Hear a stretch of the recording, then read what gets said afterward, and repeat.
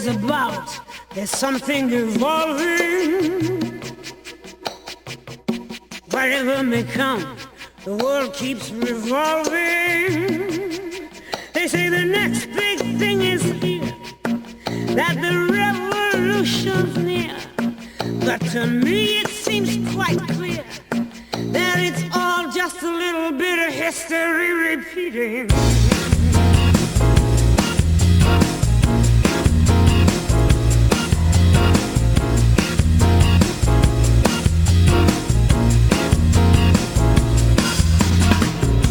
The newspapers shout, a new style is growing, but it don't know if it's coming or going.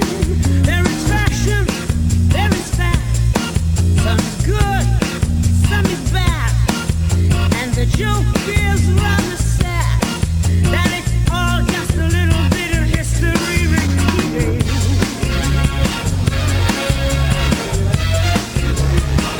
And I've seen it before.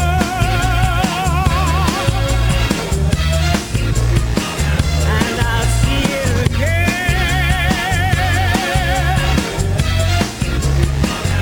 Yes, I've seen it before. Just little bits of history repeating.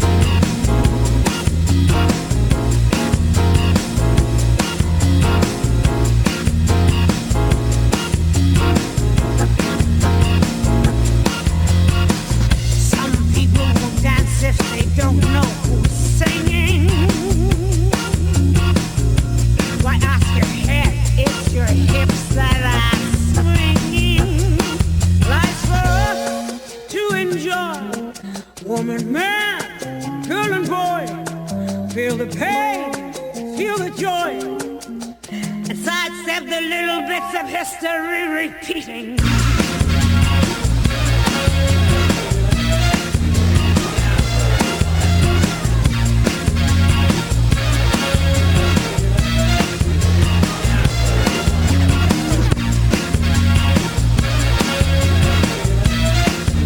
Just little bits of history repeating. And I've seen it before.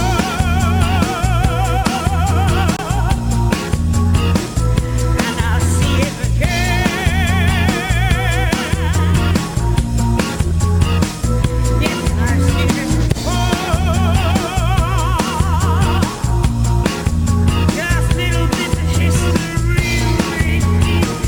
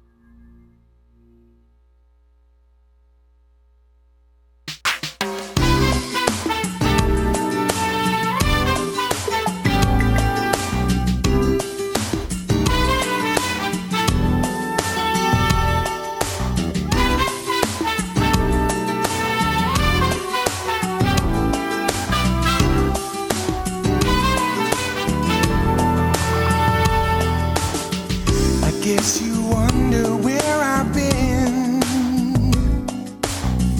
I searched to find the love within, and I came back to let you know. Got a thing for you, and I can't let it go.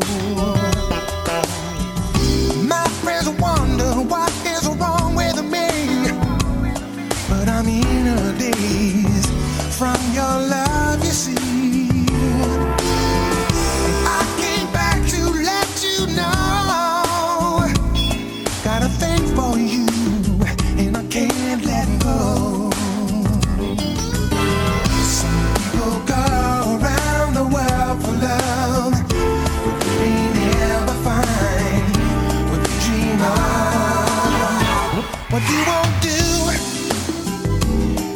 for love.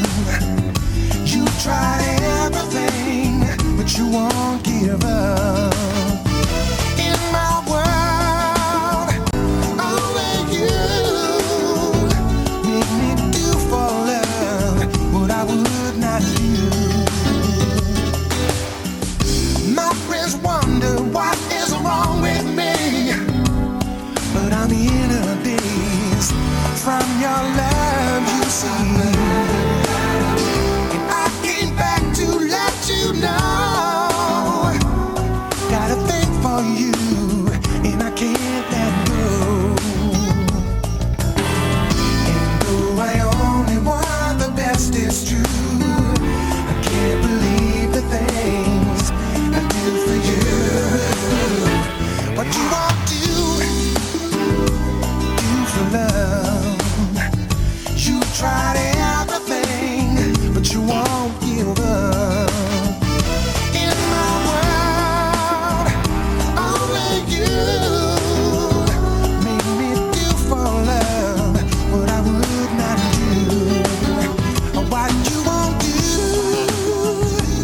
do for love. You tried everything, but you won't give up. In my world, only you make me do for love what I would not do.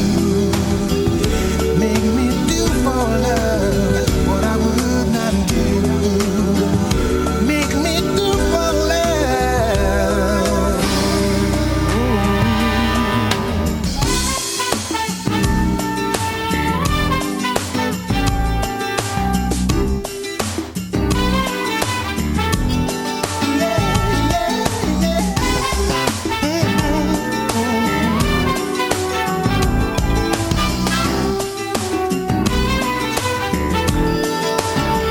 What you won't do,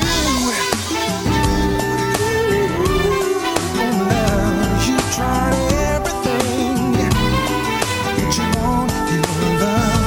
In my world, only you make me do for love what I would not do.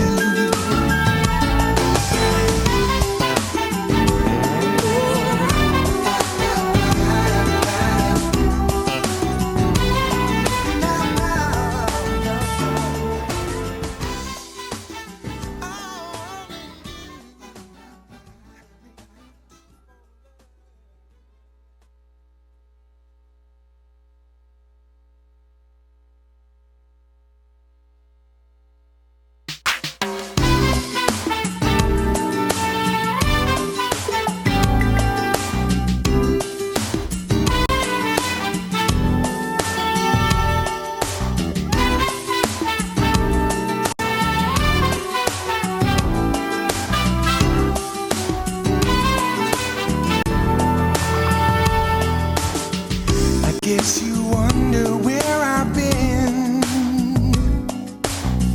I searched to find the love within, and I came back to let you know, got a thing for you, and I can't let go. My friends wonder what is wrong with me, but I'm in a daze from your love, you see. And I came back to let you know, got a thing for you, and I can't let go. Some people go around the world for love, but they never find what they dream of. What you won't do for love. You tried everything, but you won't give up. In my world, only you make me do for love what I would not do.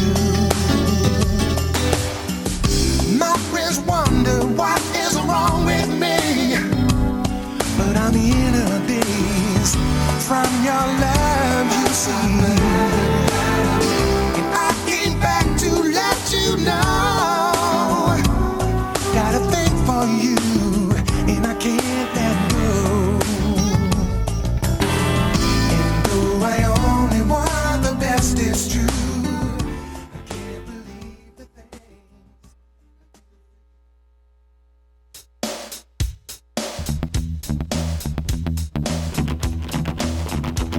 Broadcasting live from Washington, D.C., this is Talking Left with Danielle and Shano.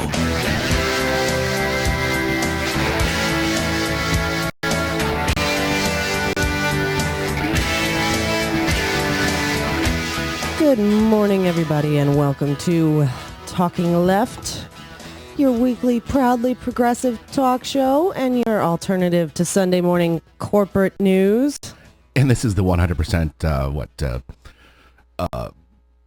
I don't want to say anything gross because everyone's probably having breakfast. It's 100% more mucus. This is, you sound a little nasally there, Danielle. Yes, I'm not feeling so hot. No. No. In fact, speaking of which, I better turn up your microphone. You're not talking like this. Well, because I can't hear anything, but that's okay. We're gonna go for it anyway because this is Talking Left, and we were off last week, and it takes a lot more than that to keep us away from our microphones for 2 weeks in a row. Yeah. Yeah.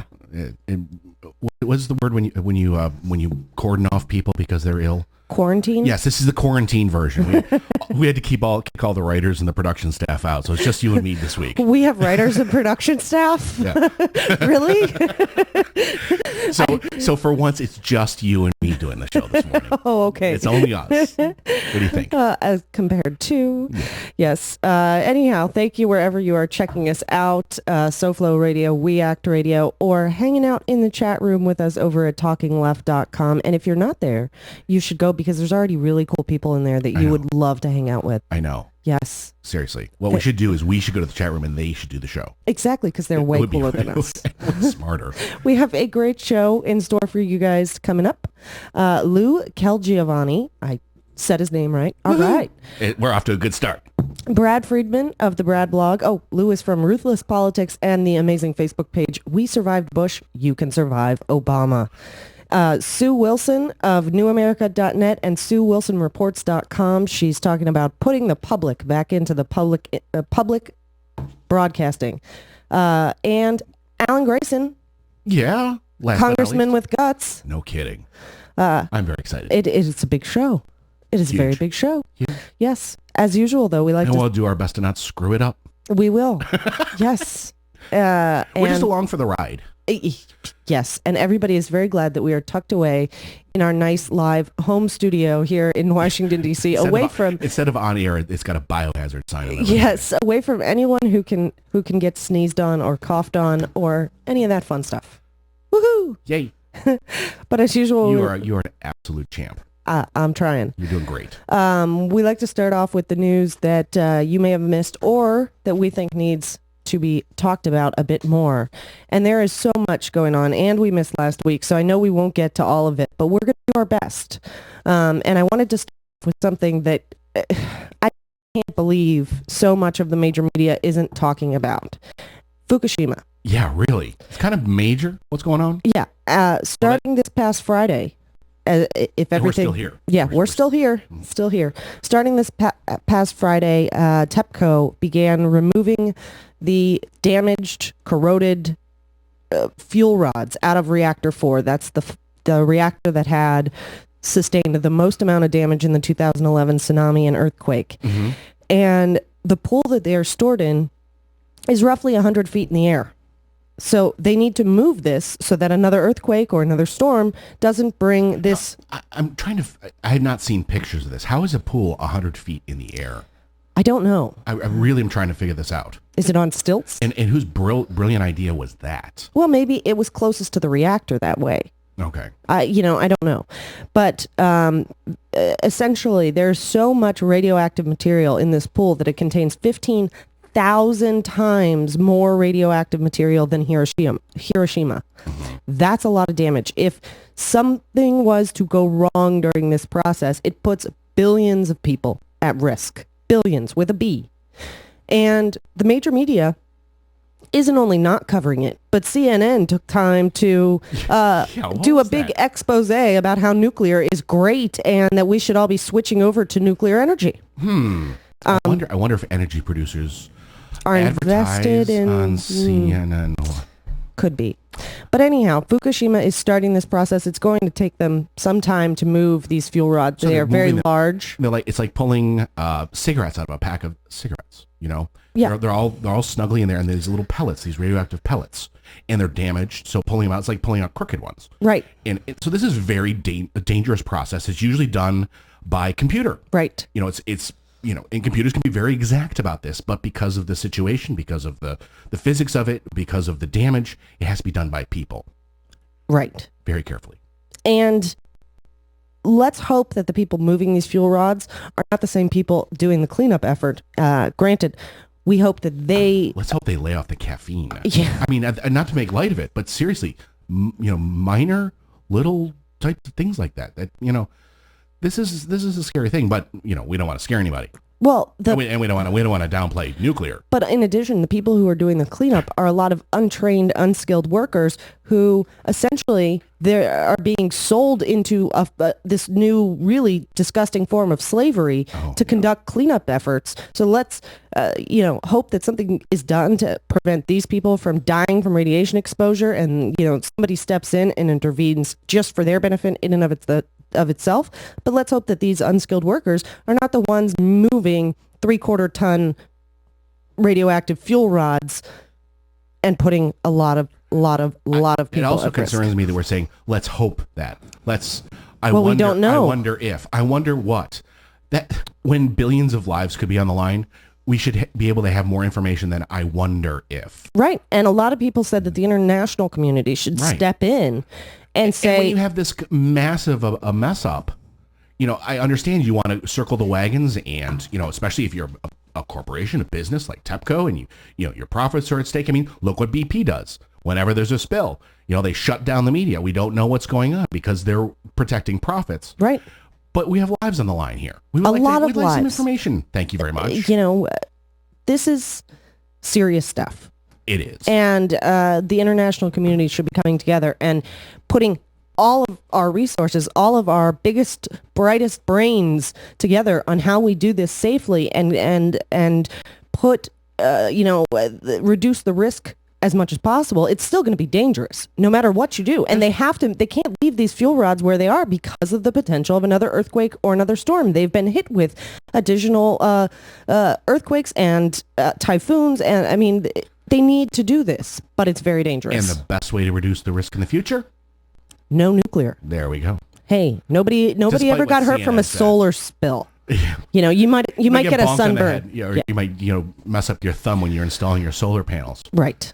In some cool news about world leaders and people all over the world, former world leaders are calling for an end to the war on drugs throughout the world. And Yeah. I think this is so cool, especially in the wake of this week's election and so many areas now legalizing marijuana. It was But- funny, we were watching Homicide Life on the Street last night. Yeah.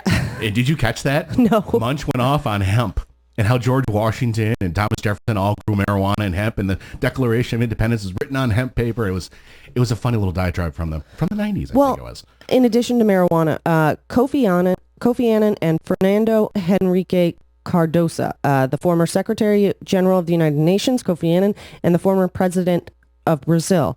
They're not just calling for, marijuana legalization. They're saying that these harsh drug penalties, these policies of prosecuting nonviolent offenders, their exact quote is, "There is clear evidence of failure," that Right. these policies don't work. They don't help people get off the serious drugs, that they spend, nations' time, money, etc., prosecuting people who really aren't, what they're doing shouldn't be considered And a you crime. have to arm the police, and there's this escalation of violence. Right. And it's great for the gun manufacturers and the military industrial complex. Sure. Any kind of war, And the private prisons. Oh, sure.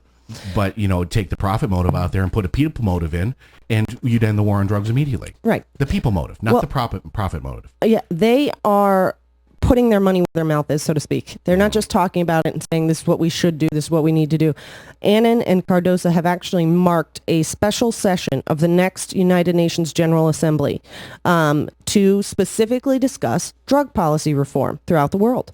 When all the world leaders get together in 2016 for the General Assembly, they want to take time out as a world unit and say, what are we going to do about these drug policies? How are we going to fix this problem that obviously needs to be addressed? Well, and they were back in, I think it was August, sometime this summer. I think it's Uruguay, legalized marijuana. And they were talking about that being the tipping point in the ending the drug war, where a major South American country who's been fighting the war on drugs for decades said, you know what, we're going to legalize pot. We're going to tax it. We're going to sell it like alcohol or whatever. And, so this conversation is spreading. Right. And I'm glad. I am too. And when people of this caliber, people who their voices really resonate around the world, start weighing in, I think it's a good sign. Yeah. So, in other radioactive waste news, okay. This is one it's segue. one that's not getting any traction anywhere, and it really concerns me. Did you know, Shane, that the Coast Guard is actually considering a policy to allow fracking companies to use our waterways to transport fracking waste, radioactive wastewater filled with God only knows what chemicals, because remember, they claim that it's trade secrets. Right. So we don't know what's in it. And now they're going to put it on like barges? Yes. And one barge in and of itself can hold thousands of barrels of this fracking wastewater. Okay. Obvious question. Transport it to where? Yeah, good question. Where is it safe to store? I mean, what are they going to just float it out? Just push it out into the Pacific. I could see them doing this. Jettison into space. What are you going to do with it? This is nasty stuff. Yeah. You're creating these chemicals. We don't know what all they are. And you need to put them somewhere. It's bad enough you want to put them over our waterways, but where are they going? Right. That's a great question. But the fact is... And when they leak all over our waterways, we know where they're going. They're going with the flow of the water. And these processes already damage land and water where this fracking is being done. We've all seen the videos of people lighting their tap water on fire. Gasland 1, Gasland 2, Josh Fox. Do we really want to put these exact chemicals directly in some of our major waterways? One spill could permanently damage a major waterway. Sure. You think we were just talking a few weeks ago about fracking here in D.C., and if that waterway, that George Washington National Forest was contaminated, you're talking about a water source for 9 million people. Right. That same now risk. Now imagine one at the mouth of the Mississippi. Right. Or not the mouth, but further up the Mississippi and then, all the way down. Exactly. Delta. Now, the public has 30 days to comment on this. You can go right to the Coast Guard's website and comment. If you need a link directly to the comment section, you can go over to Eco News. It's a great website if you haven't ever checked it out. Or Eco Watch. Either one, you'll find it. What do they do with these comments? Because they've done the trans fat thing and now we're open for comments. Did they just put them in the circular file? I just wonder. Well, I know we've talked about public comments. I don't remember what rule we were talking about. I think it was the SEC. I think so too. In terms of public, they were going to require corporations to publish the ratio of CEO pay to lowest worker pay or something along those lines. And didn't that go into place with Dodd-Frank? But I guess when there's regulations, there's a certain requirement that a window be opened for public comment. Well, here's our chance to express our comments on the fact that we don't want... Actual speech. Yeah. We don't want disgusting, dangerous, radioactive, fracking wastewater pumped over our waterways. I don't want to transport it anywhere. My comment, before you're going to put it into our waterways, we'd like to know what it is. Right. Well, and... when we get on an airplane, they want to know everything's in our bag. Yeah. They throw it, through scanners and all that. We'd like to know what you're going to be putting there first. And if it's a trade secret, then it doesn't go in the waterway. Well, the interesting part is that these companies will have to hand over test samples, test results to the Coast Guard.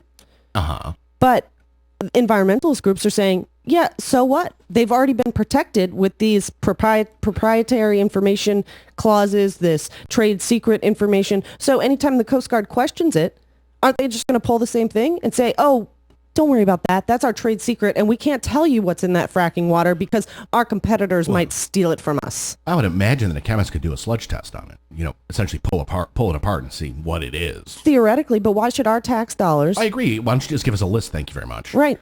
Instead of having to reverse engineer the chemicals. If it's perfectly safe, as these companies continue to claim, what are they so afraid of telling us about? You don't have to tell us, hey, you can know all of the ingredients in a recipe, but unless you know what proportions they're in, you can't recreate that recipe. That's true. Yeah, we just want to know ingredients. Right. You don't have to give us the proportions. Just let us know what's in there. Yeah. Not going to happen. Anyhow, everybody needs to go over there and comment. And also, don't they have the ads where they're sharing information to make energy drilling more safe? Oh, that's right. That's BP. I bet, yeah, that's BS is what it is. But you know what I'm saying. Yes. We're sharing because our number one goal is to make energy exploration more safe. Sure. Uh-huh. Yeah. I could think of a few choice words to add there, but we won't do that. Please don't. And one last story, I think that's about all we have time for before we go to the break. And I don't know what to make of this, Shane. I'm a little skeptical. But according to the Wall Street Journal, security researchers say that they have discovered a potential hack of healthcare.gov. Right. A denial Was of it service. Mike Rogers? It is Danny Yadrin, or You know who Mike Rogers is, right? He's the guy. Senator?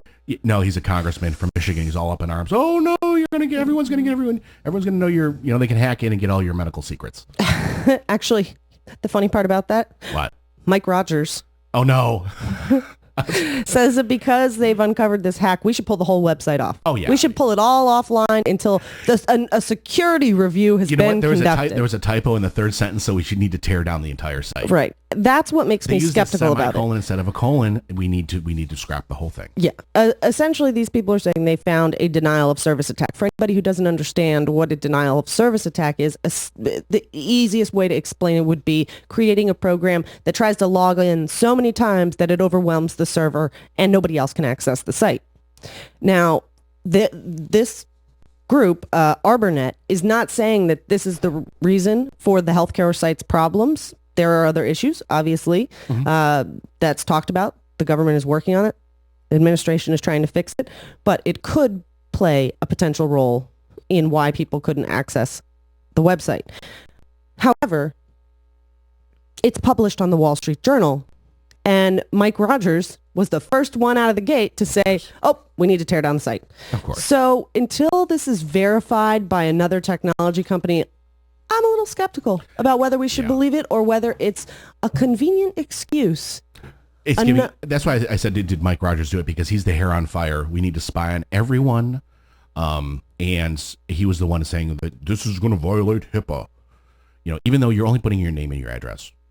Yeah, and I'm sorry, if you're promoting the NSA and talking about worrying about violating HIPAA, give me a break. It is maybe I need to put that together. Maybe the NSA could just fill out the forms for us. They already have the information anyway.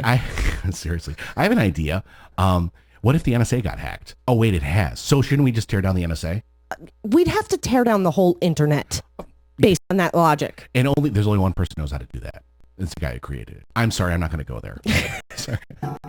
You are I'm full of it. You are full of something.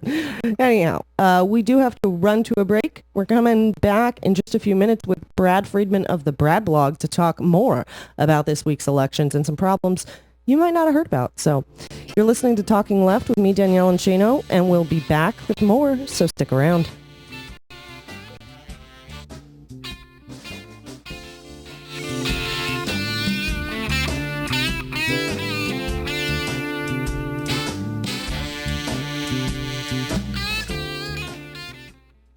Rates, policy forms, and availability vary by state.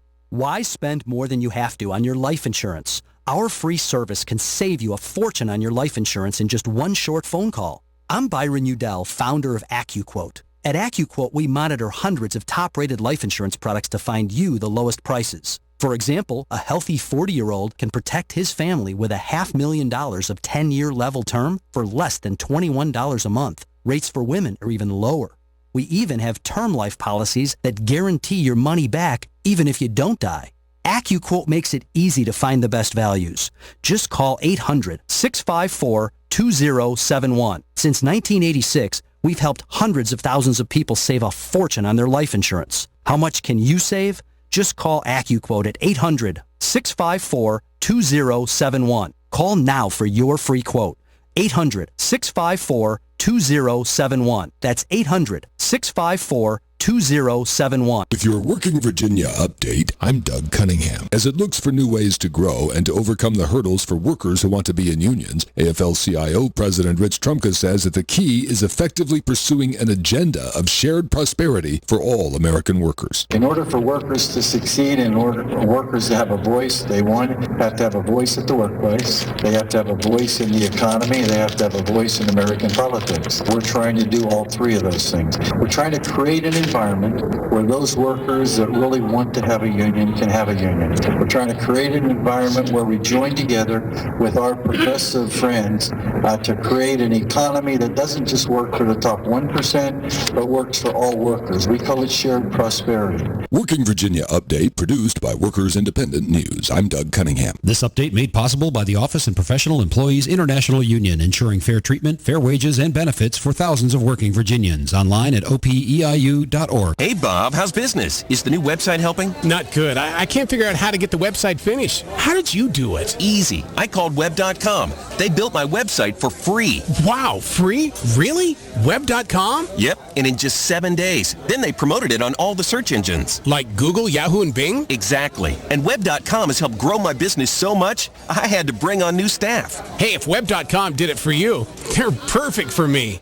Web.com can build your website for free in as little as 7 days. If after 30 days you're happy with your new website, we'll continue to provide promotion, hosting, support, and maintenance, all for just one low monthly fee. If not, cancel and pay nothing. Call now. 855-747-SITE. 855-747-SITE. 855-747-7483. Or go to web.com/radio. There is no upfront charge for building the website, after which the ongoing fee applies. Rights to the website are relinquished upon cancellation unless otherwise purchased. For men, it's all about testosterone. As you age, testosterone levels decline, along with performance, muscle strength, and energy. It shows up at the gym, but you see it most in the mirror. You see that older guy who's put on 20 pounds, lost a step, and lost more than a little muscle tone. She's already noticed. It's not your fault. You owe it to yourself to try a free 1-month supply of Enzyte MRC, a male refueling complex to support healthy testosterone levels. Men everywhere depend on Enzyte MRC and how it makes them feel and look in the mirror. Welcome back, big guy. Bottom line, Enzyte MRC is for men who want to refuel that stronger, leaner, healthier, energetic, and masculine man they left behind. Feel the difference with a free 30-day trial of Enzyte MRC. All you pay is shipping. Act now and get a free sports bag with your free trial. Call 800-933-4004. 800-933-4004. 800-933-4004. These statements have not been evaluated by the Food and Drug Administration. This product is not intended to diagnose, treat, or cure any disease. Free trial requires BioLife enrollment with future shipments.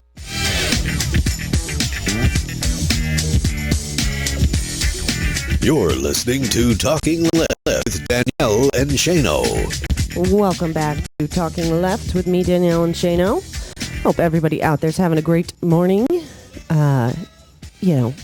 We all watched the election this week, and of course everybody knows McAuliffe won and Christie won, etc. Headlines. We got lots of headlines. And yes. What does this mean? What does this mean? Exactly. The big discussion about the election in corporate media was, how does this affect 2014? How does this affect 2016?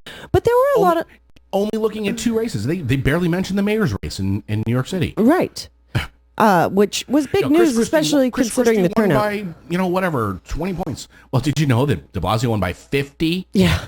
New York City, 50 points. But there were also a lot of ballot initiatives and progressive issues voted on this week, and I think some of them definitely need to be discussed. Yeah, especially in a time and an era where we still, regardless of what happened, there was this come to Jesus moment on Fox News right after the last election. Yeah, where you even had Brit Hume saying, I think that we might have a lot of this country that's actually liberal, that's progressive. And what do you know? And then all of a sudden they forgot about it again.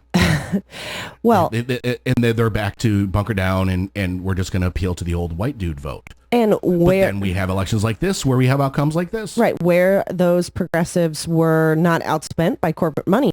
A lot of great measures passed around the country, like 3 different cities in Colorado banned fracking for another 5 years. I think that is great news. Where? Colorado? Yes. Where it just so happens that a few counties want to secede. It's so interesting. I wonder if there's natural gas under those counties. Yeah, this is something I've been looking into, and I mean, there is a strong correlation between counties that want to secede and energy. And if you look at all of their sites, which I've been looking at, now there's a long history of wanting to secede when you don't like the federal government, blah, blah, blah. You know, I want my rural lifestyle. You city folk, stop telling me what to do. But there's been a lot of talk about this, and it's been getting media attention. Colorado, California, it's because Texas. the Koch brothers have been throwing money into this because if you look at all these sites, they also want to be able to develop their energy along with their rural lifestyle. That farming and energy go hand in hand together.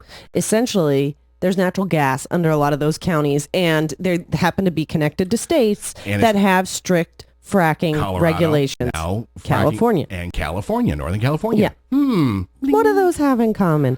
Yes, but Boulder, Colorado, Fort Collins, and Lafayette, Colorado all voted to keep fracking out for another 5 years. Marijuana was legalized all over the place. And the one that was rather disappointing, I found, was the GMO labeling measure in Washington state. The grassroots effort to keep GMOs labeled, or rather to start labeling GMOs, was outspent big time by corporate money. The last I looked, it was something like $20 million to $6 million. Yeah. And then they found that a lot of money had been illegally funneled into the state, like $7 million by corporate donors. Right. $7 million was funneled in, then they were fined, what, $500,000 each? Was this the same? No, the different one. Yeah, confusing. I'm getting my. Yeah. Oh, that was New York City. No, it was the Arizona groups that got involved in California's tax initiative. So many scandals, so little time. Right. And they all overlap. But the thing is okay, so there's illegal money going in. The vote is over. What do you do with the vote? Right. When it's rigged? It's already over. And then you have the people on the right, the business lobby sitting there saying, no, voters rejected GMO labeling, that they said no to another tax. Yeah. Give me a break. Yeah. I'm sorry, but I think in those cases where not only is corporate money just swamped over grassroots money, but then you find illegal donations, right? The vote should be thrown out. It should be done over again. Redo, mulligan, let's try again. False start. Yes, false start. Exactly. Offsides. So anyhow, those were some of the elections we were watching, and some of the vote counting is still going on in the state of Virginia. Yeah, you wouldn't know it. The election's over. I mean, in the Attorney General's race, the Mark versus Mark race, the vote counting is still going on in Fairfax County. And we're going to talk to Brad Friedman about some of that in just a second. So you're listening to Talking Left with me, Danielle and Shano, and we have Brad Friedman of the Brad blog coming up next to talk about Virginia. Hey, it's Hal Sparks from the Hal Sparks radio program Mega Worldwide, and this is Talking Left.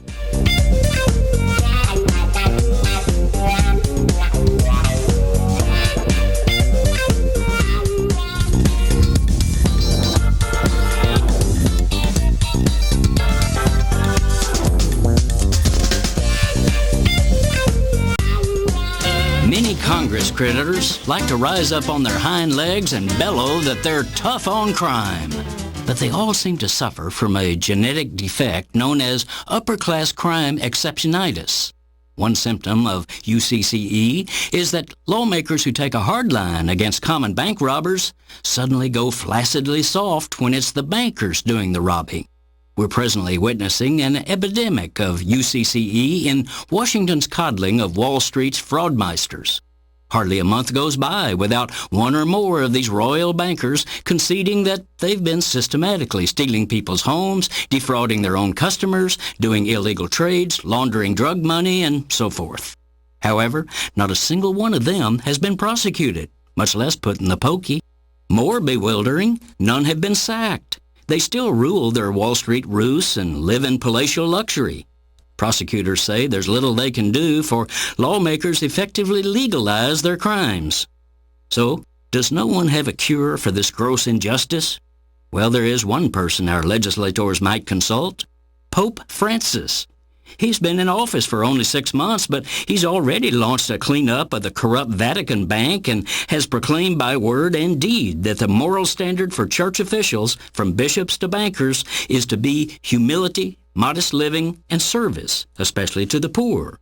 To punctuate his seriousness, the Pope moved swiftly in October to depose a vainglorious German bishop who was spending millions of the church's dollars on his lavish lifestyle, including buying a $20,000 bathtub.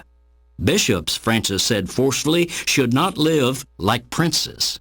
This is Jim Hightower saying, nor should bankers. To stop this thievery, we need a secular pope with the fortitude to depose a few of the princes of Wall Street and set a new ethical tone.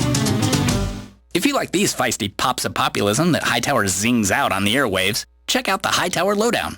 Jim's monthly newsletter provides the in-depth lowdown on what the greed heads of Wall Street and the boneheads of Washington are doing to us behind the scenes. With Hightower's saucy Texas humor and truth-telling populist perspective, the lowdown literally can lift you up.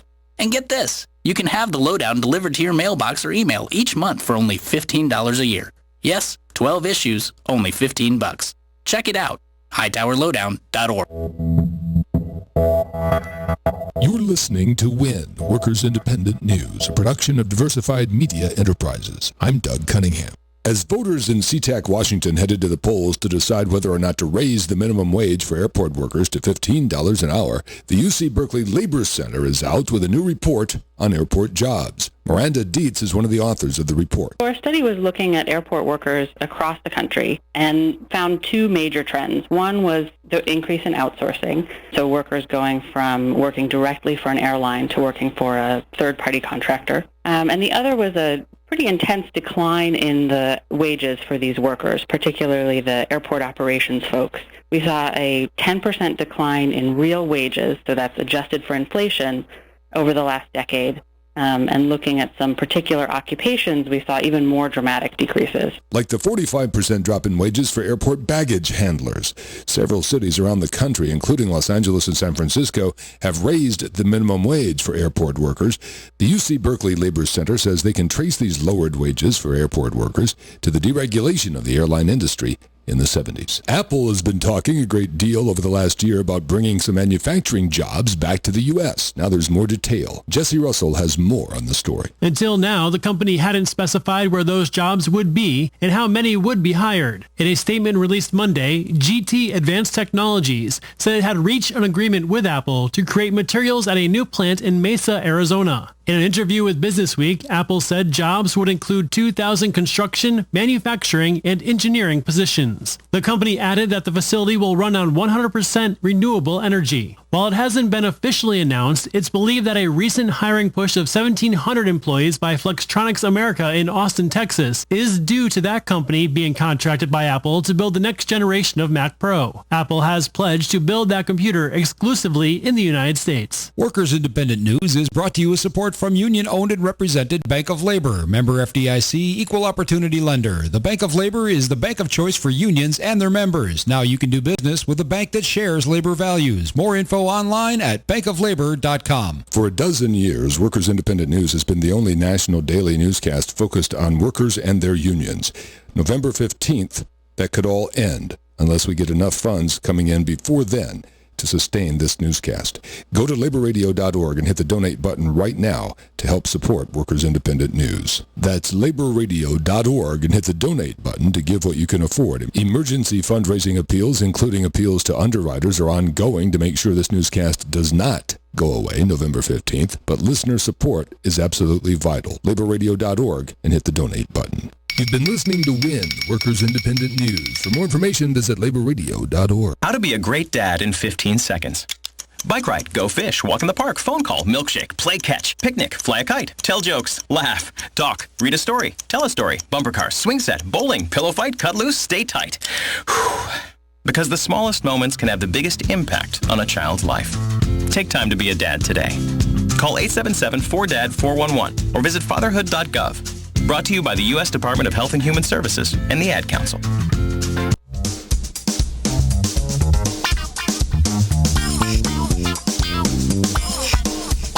You're listening to Talking Left with Danielle and Shano. Welcome back to Talking Left with me, Danielle and Shano. Thank you, wherever you are hanging out with us. Joining us now is the one, the only, Mr. Brad Friedman, the warrior defending our elections. Brad, you have had your hands full over the past few days with the elections around the country, but especially in Virginia. I almost don't know where to start, but I think the biggest news that people can go and check out at bradblog.com is that thousands of votes have mysteriously disappeared. Do I have that correctly? Sort of. You know, we're all sort of trying to figure out what happened. But I'll give you the background real quickly. In Virginia, of course, everybody knows that Terry McAuliffe ended up beating crazy Ken Cuccinelli for the governor's race, and that the crazy E.W. Jackson, right-winger, lost for lieutenant governor. But there was a third race at the top of the ticket. That's the attorney general's race to replace Ken Cuccinelli, who is not going to be the governor of Virginia. And what we are left with was this incredibly close race for attorney general. Some 2.2 million votes cast across the Commonwealth on Tuesday. And the number, and I'll explain why in a minute, has sort of gone back and forth, but it has been within 100 votes, back and forth. At one point, I looked at the site on Wednesday. There was a 32-point gap between the Republican and the Democrat. The Republican is Mark Obenshain, who promises to continue the oppressing women's rights. And then there's the Democrat, Mark Herring. At this point, pretty much all we know for sure is that Mark is going to be the next Attorney General. Yes, this was the race of two Marks. That's right. And so, sorry, go ahead, continue. How is this so close? Well, we don't know how it's so close. It was known to be the closest, really, of those three races before Election Day, as far as the polling went. So it's not a complete surprise that it's this close. But it looked like, there's a couple of things in play, but it looked like going into Thursday night, as they were canvassing all of the votes, it looked like the Republican Obenshain was ahead by a little bit over 700 votes. It looked like it was going to be very hard for the Democrat to make that up, even in a very likely recount, and I'll explain why that is in a second. But it looked like a lot of politicos live up there in Virginia, and they were looking at this race. They were combing over the numbers as the State Board of Elections was canvassing this thing. They were looking at the spreadsheets, which is great. I love citizen oversight. I love citizens, checking the numbers to make sure they're right, and or at least as right as we can know them to be, given the voting systems used in Virginia. I'll get to that in a minute, but they found that, wait a minute, one of the districts in Fairfax County, Virginia, seemed to have an incredibly low number of absentee ballots that had been returned. It didn't match up with the other nearby counties as far as the return rate, so they knew how many absentee ballots were sent out and then how many came in. And in this one area of Fairfax County, they found that the return rate of the absentee ballots was really low. In fact, it was the lowest in the state. And late on Thursday night, these election, let's call them for what they are, election porn geeks, called out, matter of fact, Dave Wasserman from the Cook Political Report and Ben Tribbett, who is known as Not Larry Sabato on Twitter. They discovered that there were, all of these absentee votes that didn't seem to be there, didn't make sense. They started getting on the phone with the election officials up there, both Republican and Democratic, and saying, hey, we got a problem here. And the election officials looked at it and they said, yeah, it does look like we have a problem. It does look like potentially thousands of absentee ballots are not accounted for in the state's numbers. And, this is pretty big when you've got about 700 votes separating the two candidates. And the sort of additional good news here is that they're using paper ballots in this particular county in Virginia. Most of the state, or I should say much of the state, uses 100% unverifiable touchscreen system. So if there's a recount, there will be no way to know whether any of those votes was ever recorded accurately, per voter intent. But up in Fairfax County, at least, they've got paper ballots. And now the question is, what happened to a couple of thousand of those votes? Why were they not recorded? Why are they not in the totals? And that's what they began looking at on Friday. And one more point I'll add just for the moment is that Fairfax County is the largest voting jurisdiction in the state of Virginia, and it is also incredibly Democratic leaning. So once again, going back to the election porn geeks, they determined that if in fact there are as many missing ballots as they feel that there are, several thousand, that there would be enough then to put the Democrat Mark Herring over the top and result in a Democratic Attorney General for the first time in Virginia in 20 years. Yeah, the numbers here are amazing that you have documented over at bradblog.com. I just want to remind everybody, we're speaking with Brad Friedman, editor-in-chief of bradblog.com and the host of the Bradcast on KPFK. 4,000 roughly out of 8,000 absentee ballots were returned, about 50% that have been accounted for, whereas other districts, 88% of those ballots were actually returned. That's a big difference, roughly 90% to 50%. That's a huge difference, and immediately sounds suspect, not necessarily intentional, will be nice, but suspect, even to the point, and I found this very interesting, that a Republican member of the Electoral Board, Brian Schoeneman, perhaps? Schoeneman, yeah. Even he has agreed and tweeted out saying, I am convinced now, too, that there's an issue. This isn't a partisan thing because I know you fight for everybody's vote regardless of which party line they may stand near. But even the Republicans here are agreeing there's a problem. But what's going to be done about it? I mean, even if they find these votes, what's the next step? What's the recount? What's the process from there? Well, a couple of things. First, on Friday morning, they went in, because this was all happening like midnight, literally out on the East Coast, and then into the wee hours, 3 a.m. This is all happening on Thursday night, Friday morning, and the election officials said, yeah, we are convinced that there's a problem here. It'll be the first line of business on Friday to try to figure out what the heck went on. And in fact, when Friday came, they went in and began to look at the machines. Now, I should add one other point is that the registrar, Thursday night, the registrar said, yeah, I suspect that it's, I don't have the exact words in front of me, but she said she suspected that it was a problem with the voting machine, the optical scan tapes, that the votes weren't printed properly on the tapes for some reason.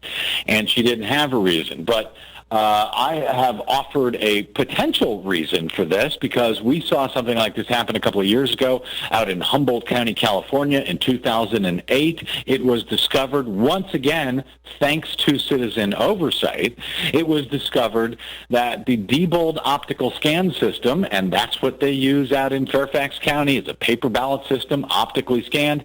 The Diebold optical scan system was dropping hundreds of ballots from the totals without giving any notice notice to the system operator.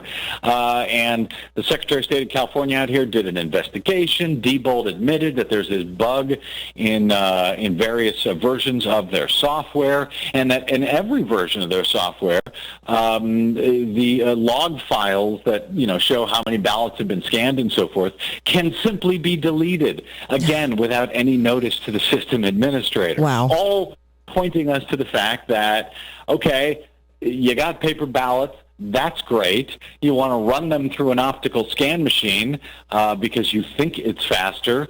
Okay, that's great. But the problem is you can't know if that optical scan machine actually recorded the ballots accurately unless you bother to hand count those paper ballots.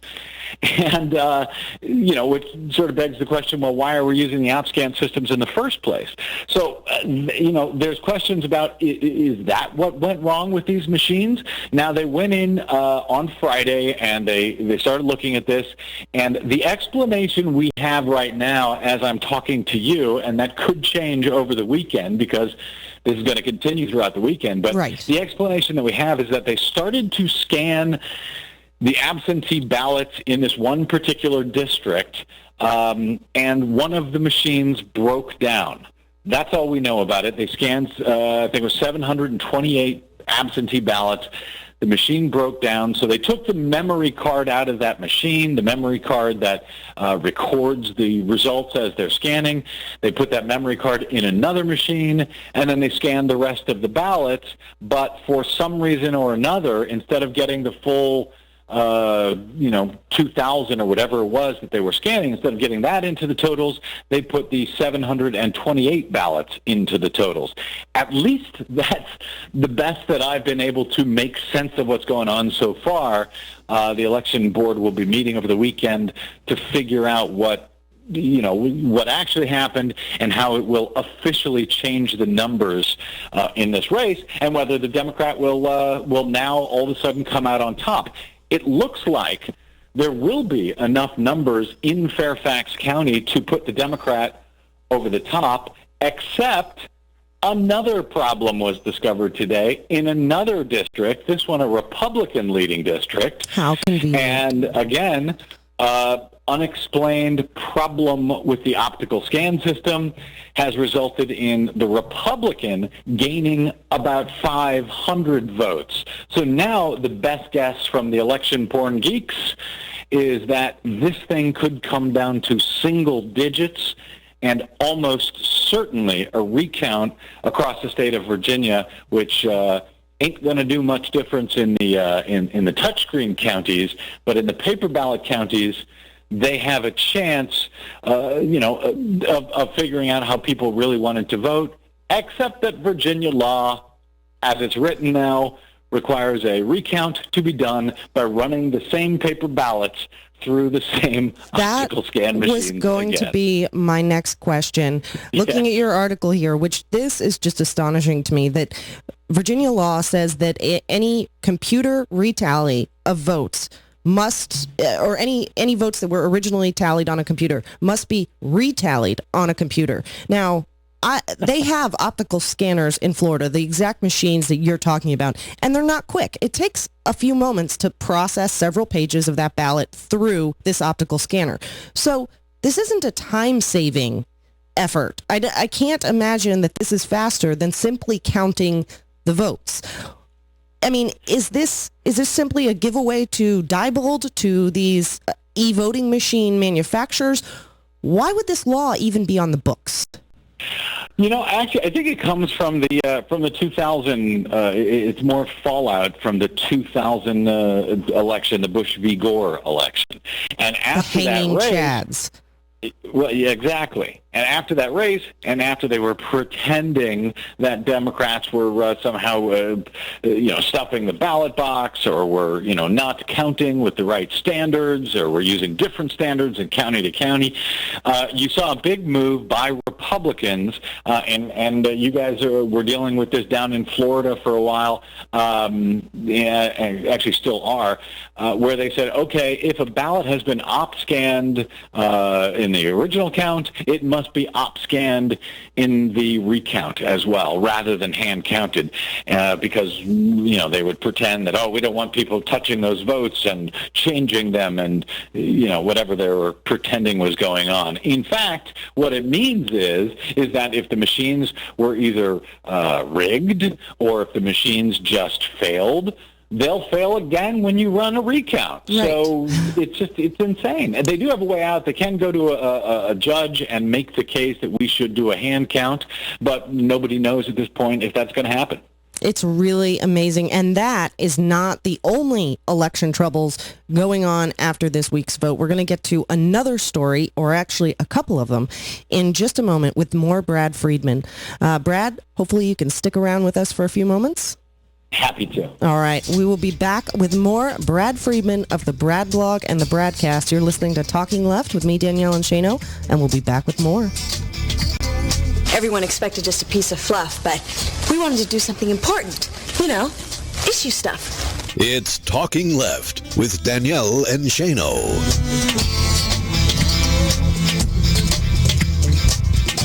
Every child needs protection, and every child needs a chance to survive. UNICEF has saved more children's lives than any humanitarian organization, providing medicine, clean water, nutrition, and emergency relief. We believe the number of children dying from things we can prevent should be zero, because every child deserves a childhood, and every child deserves to survive. Join us, and we'll get there. Believe in zero. Visit unicefusa.org to take action. Hiya, Fred. Hello, Beth. You seen Eddie? Yeah, he's in my workshop picking out tools to borrow. Well, tell him I took the car to the Parts Plus Car Care Center for service. So he'll be carless? Well, I hope he doesn't want me to run him around doing errands. Oh, don't worry about that. I've got him rebuilding the handrail on the back steps. Oh, there goes my good soul. He'll be busy with that all afternoon, and besides, Parts Plus won't keep me long. They never do. Now, hurry back. For the location nearest you, go to partsplus.com.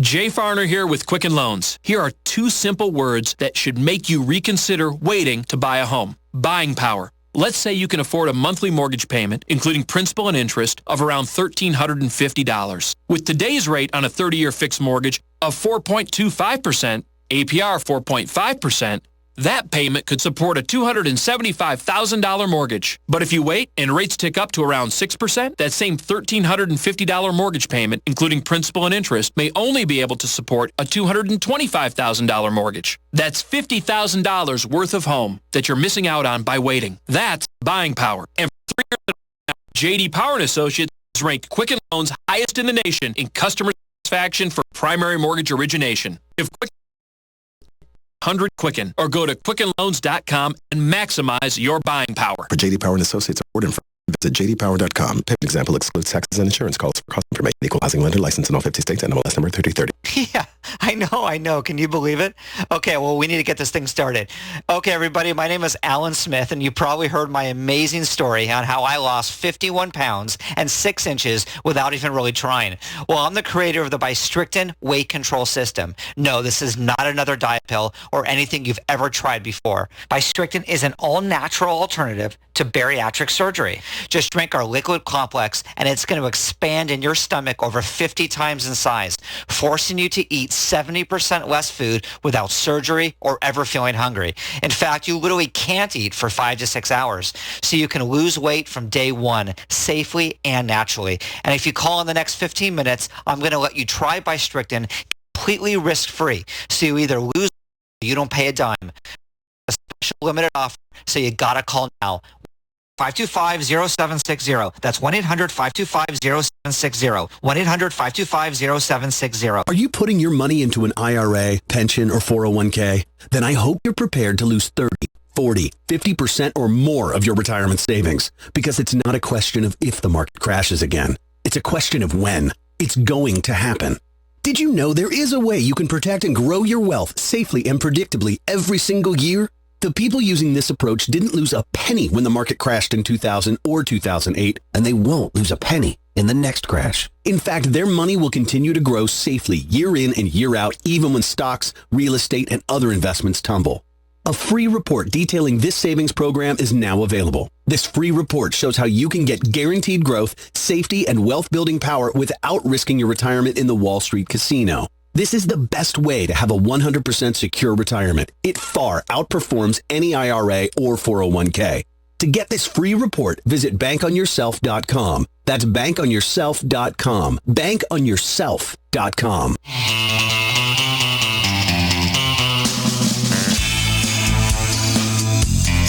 You're listening to Talking Left with Danielle and Shano.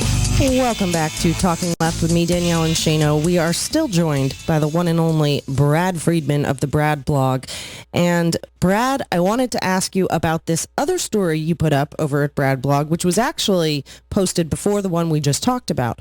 But on Election Day, in Virginia, in New York, in several areas, there were some serious problems with these e-voting machines that we've talked about, not just the optical scanners, but the actual touchscreen, unverifiable, you never know how your vote is actually cast type of machines.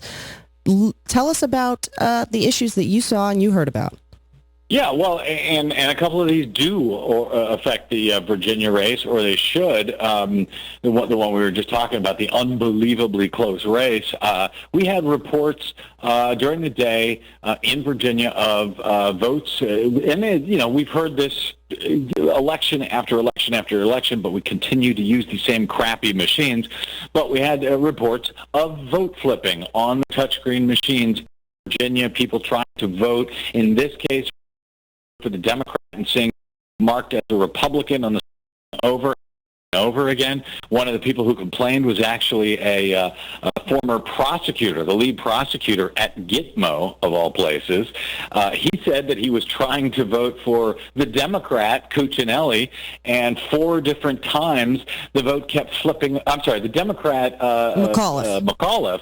Yeah, and the vote kept flipping over to Cuccinelli. We got other reports, same thing, trying to vote for the Democrat in the lieutenant governor's race, and then they would get to the summary screen, and what do you know, it had flipped over to the Republican. So, that kind of underscores the point that I was trying to make about, the touchscreen machines that are used in most of the state being unverifiable, and if you want to do a recount on those machines, as you're going to have to do most likely in the Attorney General's race, it's meaningless. It's 100% meaningless. It's a stupid waste of time. And it, reminds us, why the hell are we using that kind of machine this many years later, after these problems come up again and again and again, and even when they don't come up, even when they work as they're theoretically supposed to work, we still don't know if they actually reflect the intent of the voter. No touchscreen machine will ever tell us after an election whether the values on it actually reflect the will, the intent of the voter. I don't care if it's got a little paper trail on it or not. You can never know. So don't vote on those touchscreens if you can help it. Use a paper ballot, and then you run into the other problems that we ran into also on Tuesday in New York, where all over Manhattan, you had the big New York City mayor race, and it was such a blowout, of course, that nobody bothered to look at the problems that existed all day. But a lot of people were being turned away from the polls because the optical scan machines were failing in precinct after precinct, in borough after borough in New York City. So,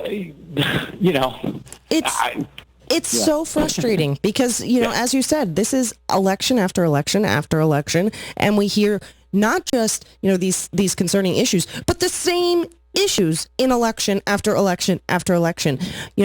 I know I have heard you speak on other programs about Democrats not typically wanting to go after this and not wanting to make people doubt the vote. Is this going to take a Republican getting disenfranchised, a Republican, getting voted down when perhaps they actually won before this is going to change? Just out of curiosity. Yeah. Exactly. That's it. That's what it's going to take. The Democrats have been screwed by these systems over and over again. It makes very little difference.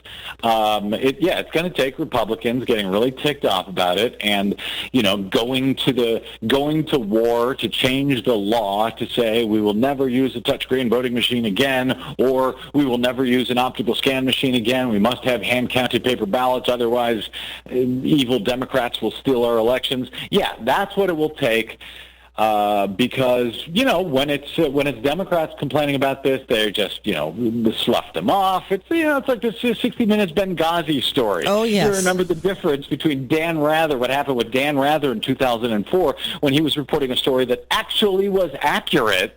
The right wing went crazy. CBS was scared to death. Within minutes, they started, jumped into action, investigations. They were covering it on the CBS Evening News, putting out press releases day after day.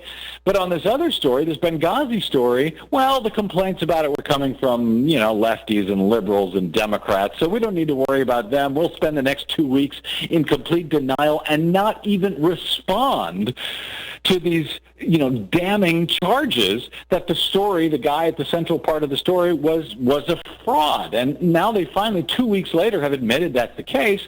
But it just, it shows you the difference when you got Democrats complaining about it. Oh, the mainstream media can just blow that off and not pay attention. But when Republicans get ticked off, there's gonna be hell to pay, and action will be taken. So I think, I hate to say it, but I think that's what it's going to take. Republicans getting screwed by these machines. And also, when it comes to the photo ID nonsense, maybe we'll, see a bunch of Republicans turned away from the polls in the coming months and years due to photo ID. And maybe they'll say, yeah, you know what? Maybe we ought to, do something about this and stop turning away our own voters, right, as is most certainly going to happen. And as happened, by the way, also on Tuesday in Virginia, in Texas, and elsewhere. So, there is that double standard in the media. Definitely. We see it all the time, just like you mentioned, but there is never that double standard on bradblog.com. You constantly stand up for everybody's right to vote, regardless of which, whether they want to check the R, the D, or some other, candidate there on their ballot. Brad, thank you for working so hard. I know you even have more work ahead of you to keep on top of all of these voting issues, and it's so important, and we're so lucky that you do what you do. You're very kind. Always delighted to talk to you guys, and thanks for having me. Let's do it again soon. Absolutely. Brad Friedman of the Brad Blog. You can check out all these amazing stories and more at bradblog.com, and follow him on Twitter at the Brad Blog. You're listening to Talking Left with me, Danielle Enchano, and we'll be back with more, so stick around. Confound it. You're right. It's brilliant. It's Talking Left with Danielle Enchano.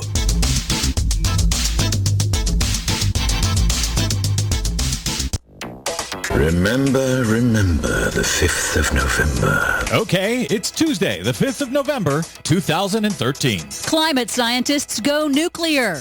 Coal spills and kills. Obama announces new climate action. The UN's latest climate warning. Plus, Germany breaks its own renewable record again. All of that and more straight ahead from bradblog.com. I'm Brad Friedman. And I'm Desi Doyen. Stand by for 6 minutes of independent green news, politics, analysis, and snarky comment. Storms and hurricanes and unimaginable murders and mass murders and all of that doesn't just happen. It doesn't just happen. And today we're saying, oh no, it's global warming. That's what, no. We opened a door that lost God's protection over our environment. I knew it! God is responsible for global warming. That This is your Green News Report.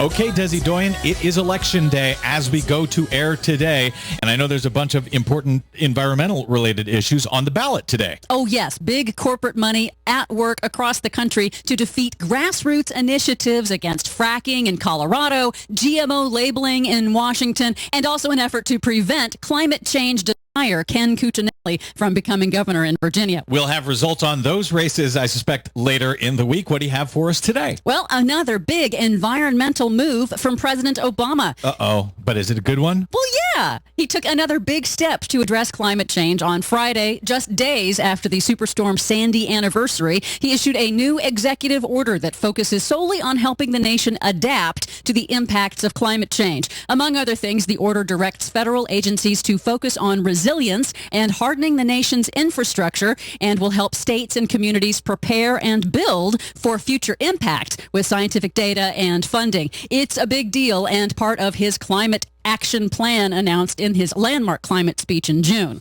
And, of course, you'll be shocked to know that Fox News is calling it tyranny. No. Yes. President Obama signing an executive order, which would now give the government sort of sweeping power over its climate change policy. No, it doesn't do that at all. It just helps communities prepare and brace for climate change impacts. Meanwhile, the United Nations Environment Programme's new report warns that time is running out to close the emissions gap. They calculate that countries' current pledges to cut emissions will not be enough, and that the window is rapidly closing for big industries to cut their emissions in time to avoid serious climate disruption. In that same vein, 4 prominent climate scientists have gone nuclear. They've written a letter asking big environmental groups to embrace new, safer nuclear technology as a stopgap measure to help cut emissions quickly. They say, quote, continued opposition to nuclear power threatens humanity's ability to avoid dangerous climate change. And these scientists aren't just a bunch of, right-wing hacks. This includes James Hansen, who's been one of the biggest activists against the Keystone XL pipeline. He was one of the first, if not the first, to talk about global warming in Congress back in 1988. What are the other environmentalists having to say in response to that, Des? Well, the big environmental groups have been measured in their response, but the renewable energy experts have come flat out and said that these scientists, while they respect them, are just wrong. And they say that renewable energy can provide 100% of the world's energy needs. It's just political barriers that prevent it from doing so. And I know you wrote about this at bradblog.com. You got a statement from anti-nuclear activist Harvey Wasserman, who says that these 4 climate scientists should go to Fukushima.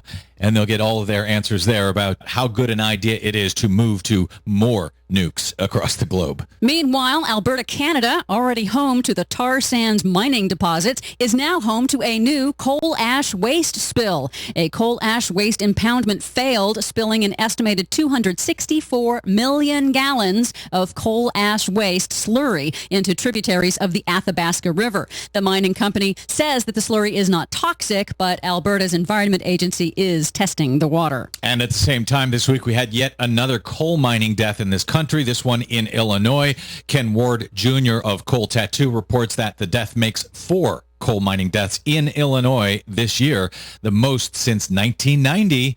So coal kills and coal spills, whereas solar and wind seem to do none of the above. Go figure. That's right. And Germany does it again. One day last week, Germany broke its own renewable energy record, generating 59% of the nation's electricity solely with renewable energy. And Spain broke its own solar record as well last week, didn't it? Yes, as we reported last week, Spain's concentrating solar thermal plant now has been generating solar energy day and night for 36 days straight. I love the fact that all of these other countries are breaking all of these solar records, and we're still stuck listening to lies on Fox News about it. Go figure. For much more on that and the other stories we couldn't get to today, please check out our website at greennews.bradblog.com.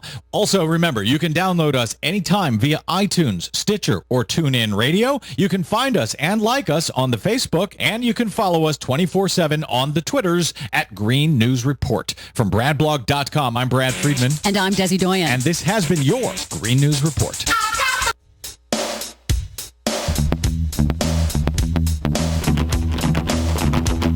Broadcasting live from Washington, D.C., this is Talking Left with Danielle and Shano.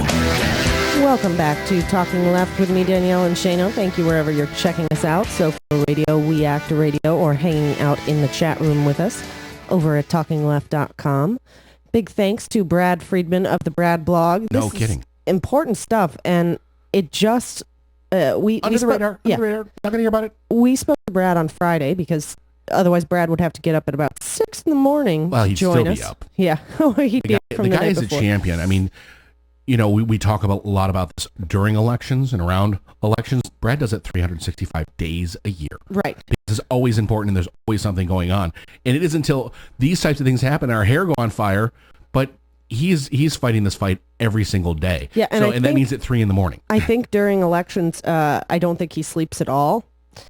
Because since we've spoken to him, there are 2 more updates on this story over at bradblog.com. And the latest status posted yesterday evening is that this race, the Attorney General's race in Virginia, is down to 55 votes out of 2.5 million or something. Out of 2.2 million votes cast in the Virginia Attorney General's race. And it's probably going to come down to the provisional ballots.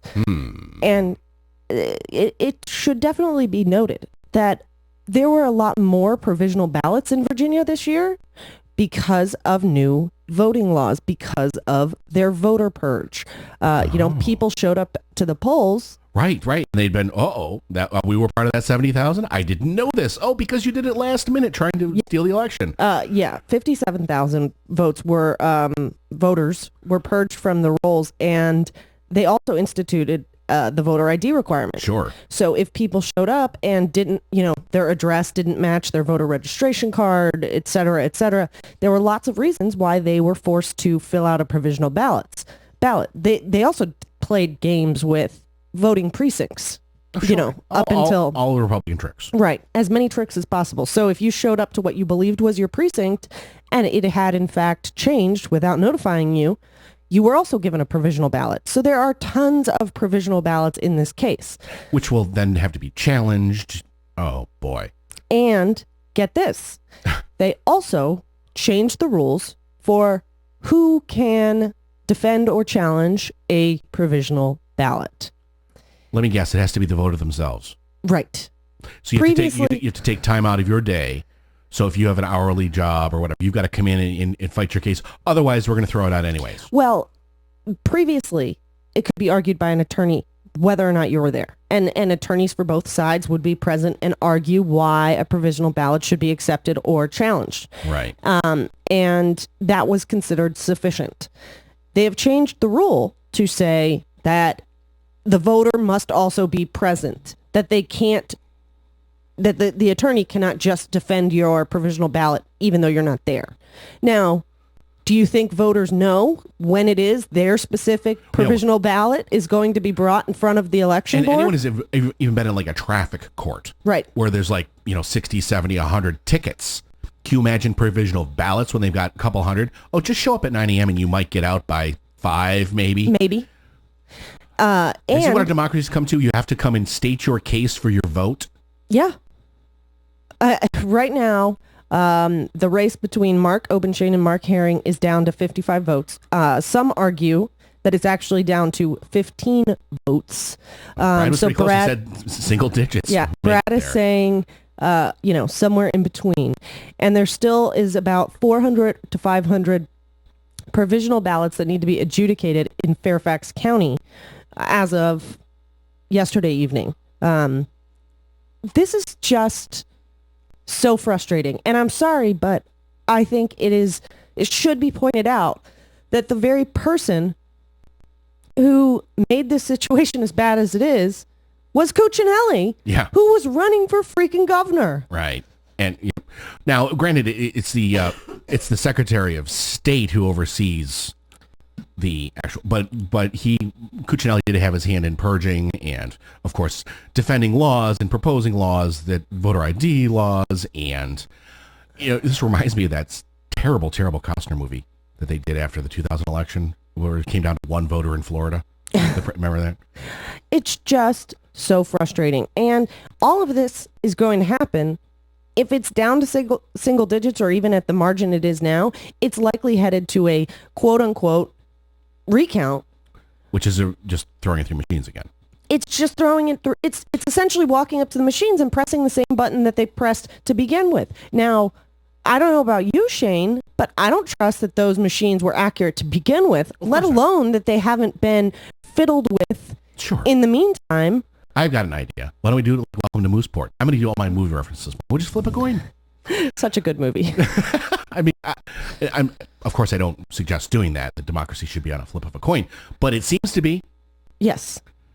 And right now, Obenshain is ahead by the 55 votes, the Republican. Okay.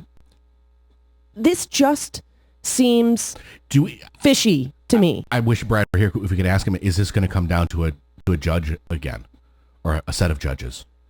I suppose it could be, because right now, if it's decided on provisional ballots, it's coming down to the election board, which is Republican leaning. Right. So it's not even as good as a judge. I mean, let's face it, a judge in Virginia isn't going to be that great. But after the election board acts, there are judicial proceedings that can be brought. Remember what happened in Florida was right. I remember. You had election boards going through it, and then they sued to stop, and then it went to court to court to court, and then to the Supreme Court. It took it on an expedited basis and decided something they weren't asked to decide. So whatever the election board does, that is going to be reviewable in a court of law. Yeah. And I would imagine that the loser is going to take it to court. Regardless of what side you're on, if it was that close, wouldn't you? Oh, yeah, but then again, we're going to have judges deciding elections. And that worked out so well in 2000, didn't it? Not really. Oh, well, this is all going on. I'm sorry, but again, as the corporate media is spending time talking about 2016. Right. We can't even decide the election that just happened, and they're moving on to election past the next election. And the system that they have in place in Virginia, and the system is throughout the country. No matter which of the marks wins, no one is going to trust that outcome. Nobody. Absolutely not. There'll be nearly half of the people that'll be happy, and there'll be nearly half the people that are unhappy. But if you ask any of them, really deep in your heart, do you know that mark won? And they won't be able to say. And that's the root of our democracy. To the person who gets more votes wins. Yeah. And we will never know.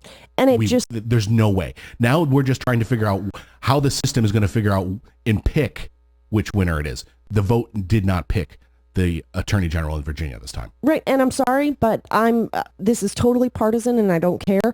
I don't understand how people could have voted down Cuccinelli, voted down his extreme policies, and that it should even be a close race to have Obenshain in there, who is just going to continue Cuccinelli's policies. Correct me if I'm wrong, but wasn't his vote split off by a Tea Party or an even more extreme third party candidate?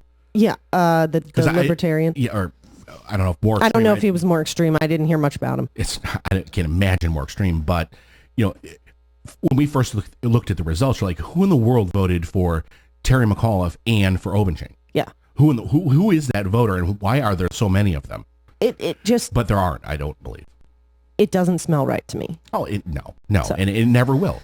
There will be a smell over this election for the entire term of whomever is essentially by the coin flip of the system. Right. And you want to talk about the next election? You want to talk about 2016? What you should be talking about is that we're going to have a repeat of this on a much larger scale if we don't do something about it right now. Well, because we've said it over and over again, the only way Republicans can win is this way, when they have a court decided or when they cheat. On a national, they can gerrymander to win little areas, but if they want to win something statewide or certainly nationally, I mean, look, they're trying to use the gerrymander districts to pick the president. Right. I mean, come on. And if that goes through, oh, Lordy. It's just so frustrating. This is our democracy at stake. It is the most important right and duty we have as an American citizen, and it is in jeopardy.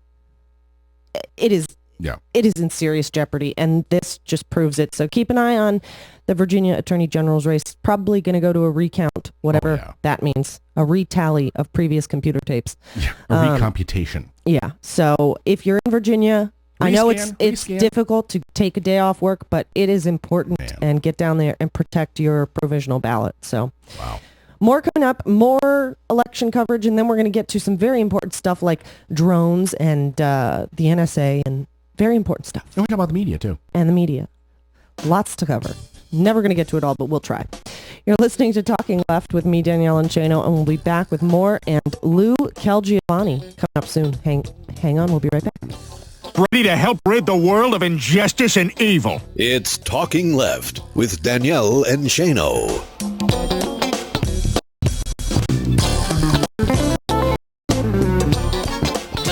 you ever heard of the rabbit hunter's nightmare? A guy dreams that he and a few of his buddies have fanned out across some brushland to scare up and shoot a few hares. They kill a couple, but then one of the hunting buddies who had headed down a slope into a thicket on the right suddenly comes bolting up the slope, all wild-eyed and screaming at the others, "Run, run, the rabbits have guns!" I thought of this recalibration of the hunting equation when I read that an outfit called the Dallas Safari Club had come up with a truly novel idea for saving Namibia's rare black rhinoceros, which is teetering on the edge of extinction. Several 100,000 of these unique animals existed a century ago, but only 1,800 remain in this African nation today. So, thinking way out of the box, the Safari Club says it will contribute to the black rhino conservation cause by auctioning off to one of the club's lucky members the chance to, warning, the following could make your head explode, go to Namibia with a really big gun and shoot one of the magnificent endangered creatures dead. Yes, to save the black rhino, kill it. The Safari Club's chieftain says that both the Namibian government and our own Fish and Wildlife Agency have okayed the kill. He claims that safari enthusiasts will bid as much as $1 million to be the one to pull the trigger. And yes, the head of the deceased will be severed, stuffed, mounted, and shipped back to the U.S. as a trophy for the shooter's den.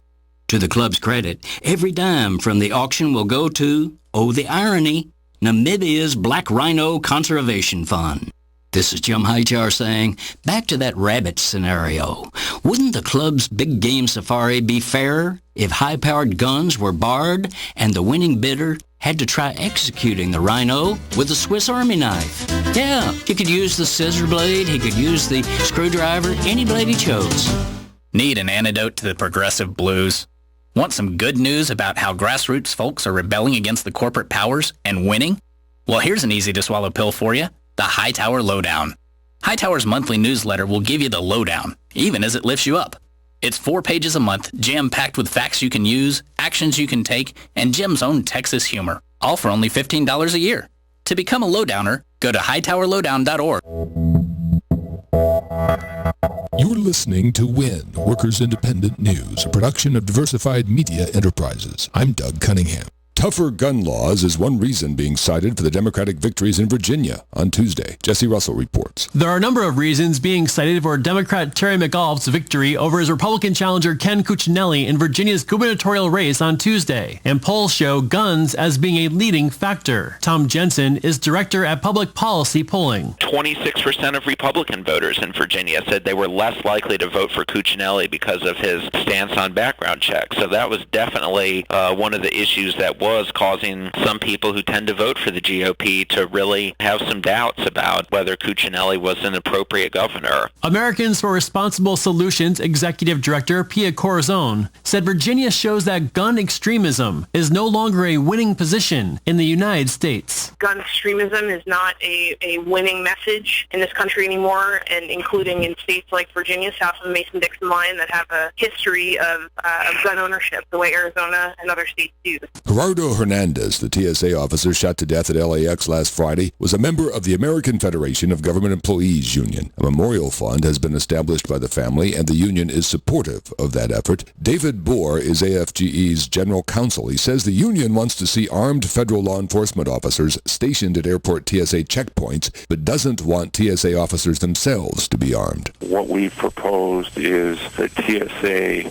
adopt a force of trained law enforcement officers in uniform with weapons stationed at every checkpoint to protect our officers and the traveling public. The LAX shooter was intensely anti-government, and Bohr says that right-wing government-hating political rhetoric is an important factor in this tragedy. The right-wing media and certain members of Congress have absolutely demonized TSA since the day it started, and they talk constantly about our officers as if they're the enemy. And that kind of rhetoric, you don't shout fire in a crowded theater. Well, these officers are not the enemy. And that kind of rhetoric now, the people who have been saying those things need to own a piece of what happened on Friday. Workers Independent News is brought to you with support from union-owned and represented Bank of Labor. Member FDIC, equal opportunity lender. Doing whatever it takes to meet your business lending needs for new construction, remodeling, or building training facilities. Online at bankoflabor.com. Workers Independent News will leave the air November 15th unless a significant amount of emergency money is raised very quickly. We're fighting hard to make sure WIN stays on the air. Go to laborradio.org and hit the donate button to pay your labor news dues. Listener support will help us stay on the air. Laborradio.org and click the donate button now. You've been listening to WIN, Workers Independent News. For more information, visit laborradio.org. Okay, so 5 tacos of cheese and a large soda, that's $10,012. Please drive around. Wait, 10,000 what? It's obvious you're buzzed and driving. I've only had a few. I'm fine. Yeah, the food's $12, but getting pulled over for buzz driving could cost you around $10,000 in fines, legal fees, and increased insurance rates. Please drive around. Actually, just park and come in. Nothing kills a buzz like getting pulled over for buzz driving, because buzz driving is drunk driving. Brought to you by the National Highway Traffic Safety Administration and the Ad Council.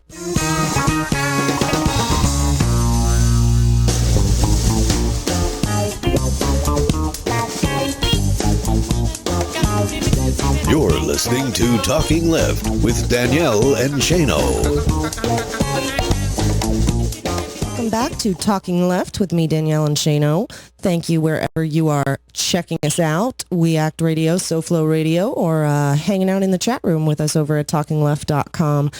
Joining us now is Lou Calgiovanni of RuthlessPolitics.com, as well as the awesome Facebook page, We Survived Bush, You Can Survive Obama. That sounds like a mantra we need to be repeating. Thanks for joining us, Lou. We're really excited to speak with you.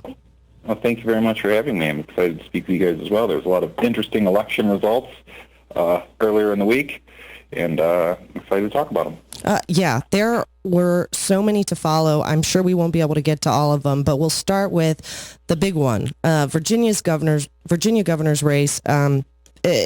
National attention couldn't be more different between the two candidates. You know, Ken Cuccinelli, completely crazy far-right radical, and Terry McAuliffe, which is pretty much your standard Democrat. Did you see this election going the way it did? What were your thoughts before the vote actually occurred? If you look at the polling data, and I think this goes back to Bob McDonnell and his scandal, if you look at the polling data, when Bob McDonnell's ratings were at the lowest in July, that was the last time that any major polling source, Quinnipiac, Rasmussen, nobody had Cuccinelli winning after July. So I don't think it was much of a surprise that McAuliffe won. What I'm interested in is the chest beating that Democrats are doing, calling it a mandate against Republicans, saying that, the people spoke and this is going to be a sweep in the midterms and based on this election. And I really just don't think that is the case when you consider all of the different data. If you listen to certain pundits, like Rachel Maddow had a lot of interesting information, but I don't feel that she touched on how close the race was, rather than she was talking about demographics and different things. And a lot of people haven't talked about how close the race was. The race was only decided by 50,000 votes. Yeah, it was not, it was not the same result we saw, say, up in New York with Chris Christie's 20% gap, what have you. It was a pretty close vote. It was. And if you consider that Robert Sarvis, a lot of people don't even know Robert Sarvis was in the race, and he ran as a state Senate candidate as a Republican, and then he lost, and he decided to run for governor as a Libertarian candidate. He got 145,000 votes, right? So if Cuccinelli only lost by 50,000 votes, and Sarvis was a former Republican, and he siphoned off 145,000 votes, to me that logically means that if Sarvis wasn't in the race, Cuccinelli would have won. So when people are saying that this was a mandate, it wasn't. There was a perfect storm in Virginia that allowed this to happen. If you look at, there are three factors, I feel. The first factor was McDonnell's situation where he had improprieties for accepting gifts, where he saw his, and he was a former possible VP nomination for Mitt Romney, and then his polling data completely tanks. At the same time, you have the government shutdown, which made Republicans extremely unpopular, especially Cuccinelli's a Tea Party Republican who, when he was Attorney General, wanted to repeal the anti-sodomy laws in Virginia, and then you have Robert Sarvis in there stealing 145,000 votes, and yet we only won by 50,000 votes. I would think that if Democrats were really so happy about this, that we should have won by a much larger margin. I will agree that Democrats shouldn't be hailing this as some huge victory. I mean, I think it's a victory for the state of Virginia because Cuccinelli is not leading the state.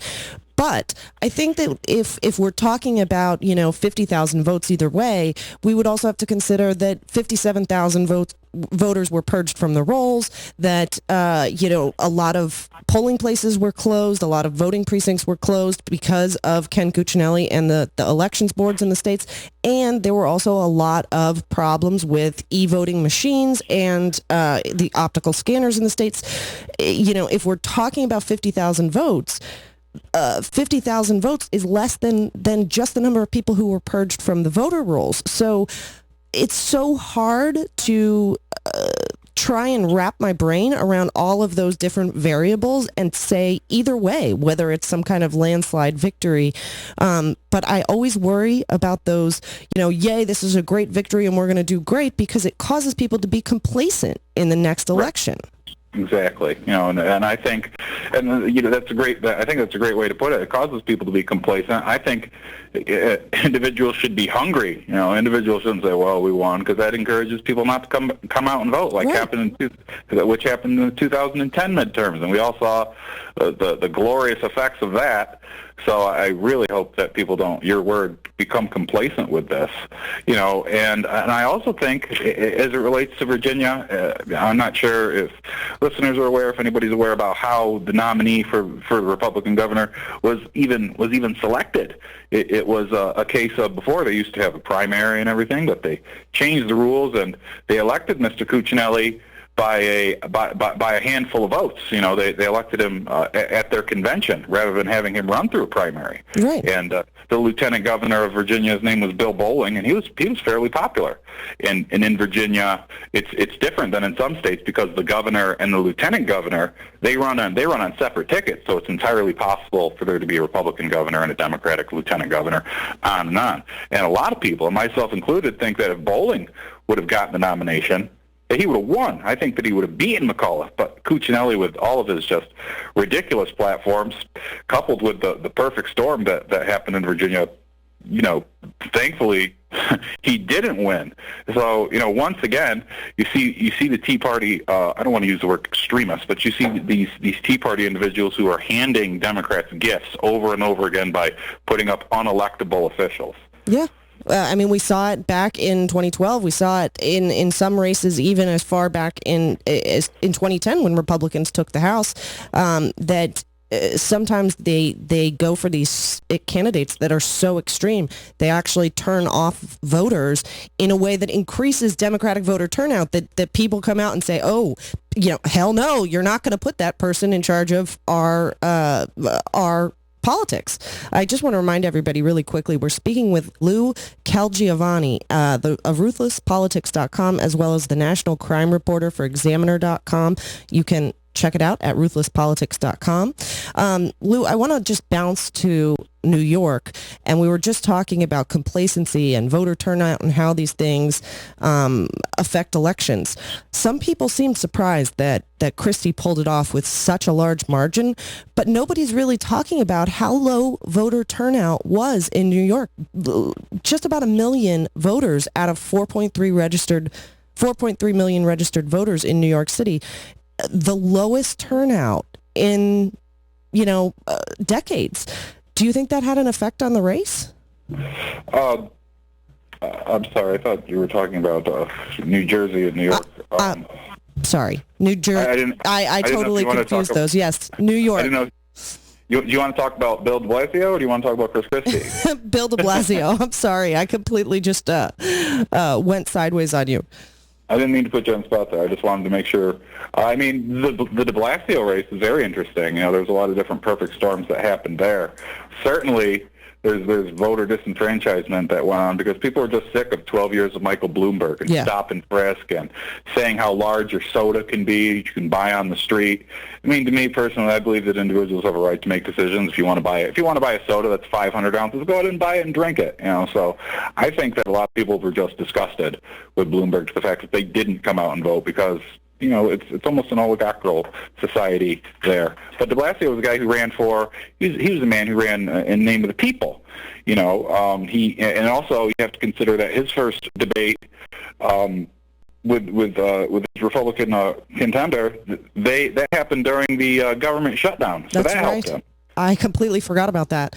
It did. Yeah. And you also have to consider that de Blasio, Bloomberg's policies against stop and frisk were highly unpopular.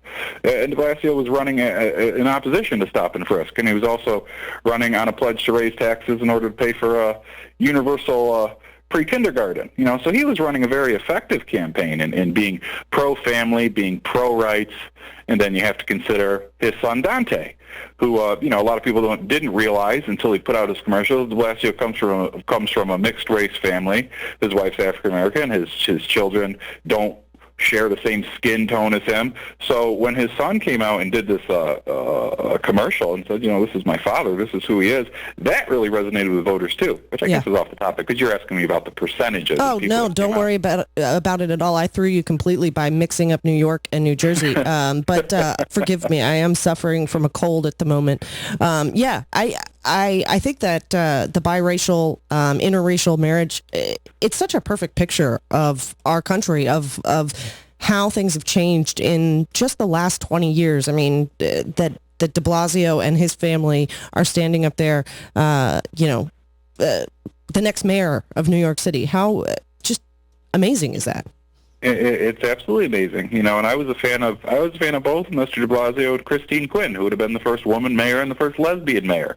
So, you saw progressive thinking certainly take hold in New York City, even though there was, as you mentioned, an abysmal voter turnout. But, Democrats ruled the day, and it's, golly, I can't remember the exact time limit it's been since they've had a Democratic mayor, but it's been quite a while. And I think New Yorkers, with a guy like this who's pro-family, who's pro-rights, who's pro-civil rights, I think New Yorkers are going to be happy with him. Okay, and now what I meant to bring up earlier before I totally confused you, what was your take on New Jersey Governor Chris Christie winning in a landslide and Barbara Buono's rather... I don't know what the word I want to say. Her concession speech. She really went after Democrats in that speech. Were you surprised by that?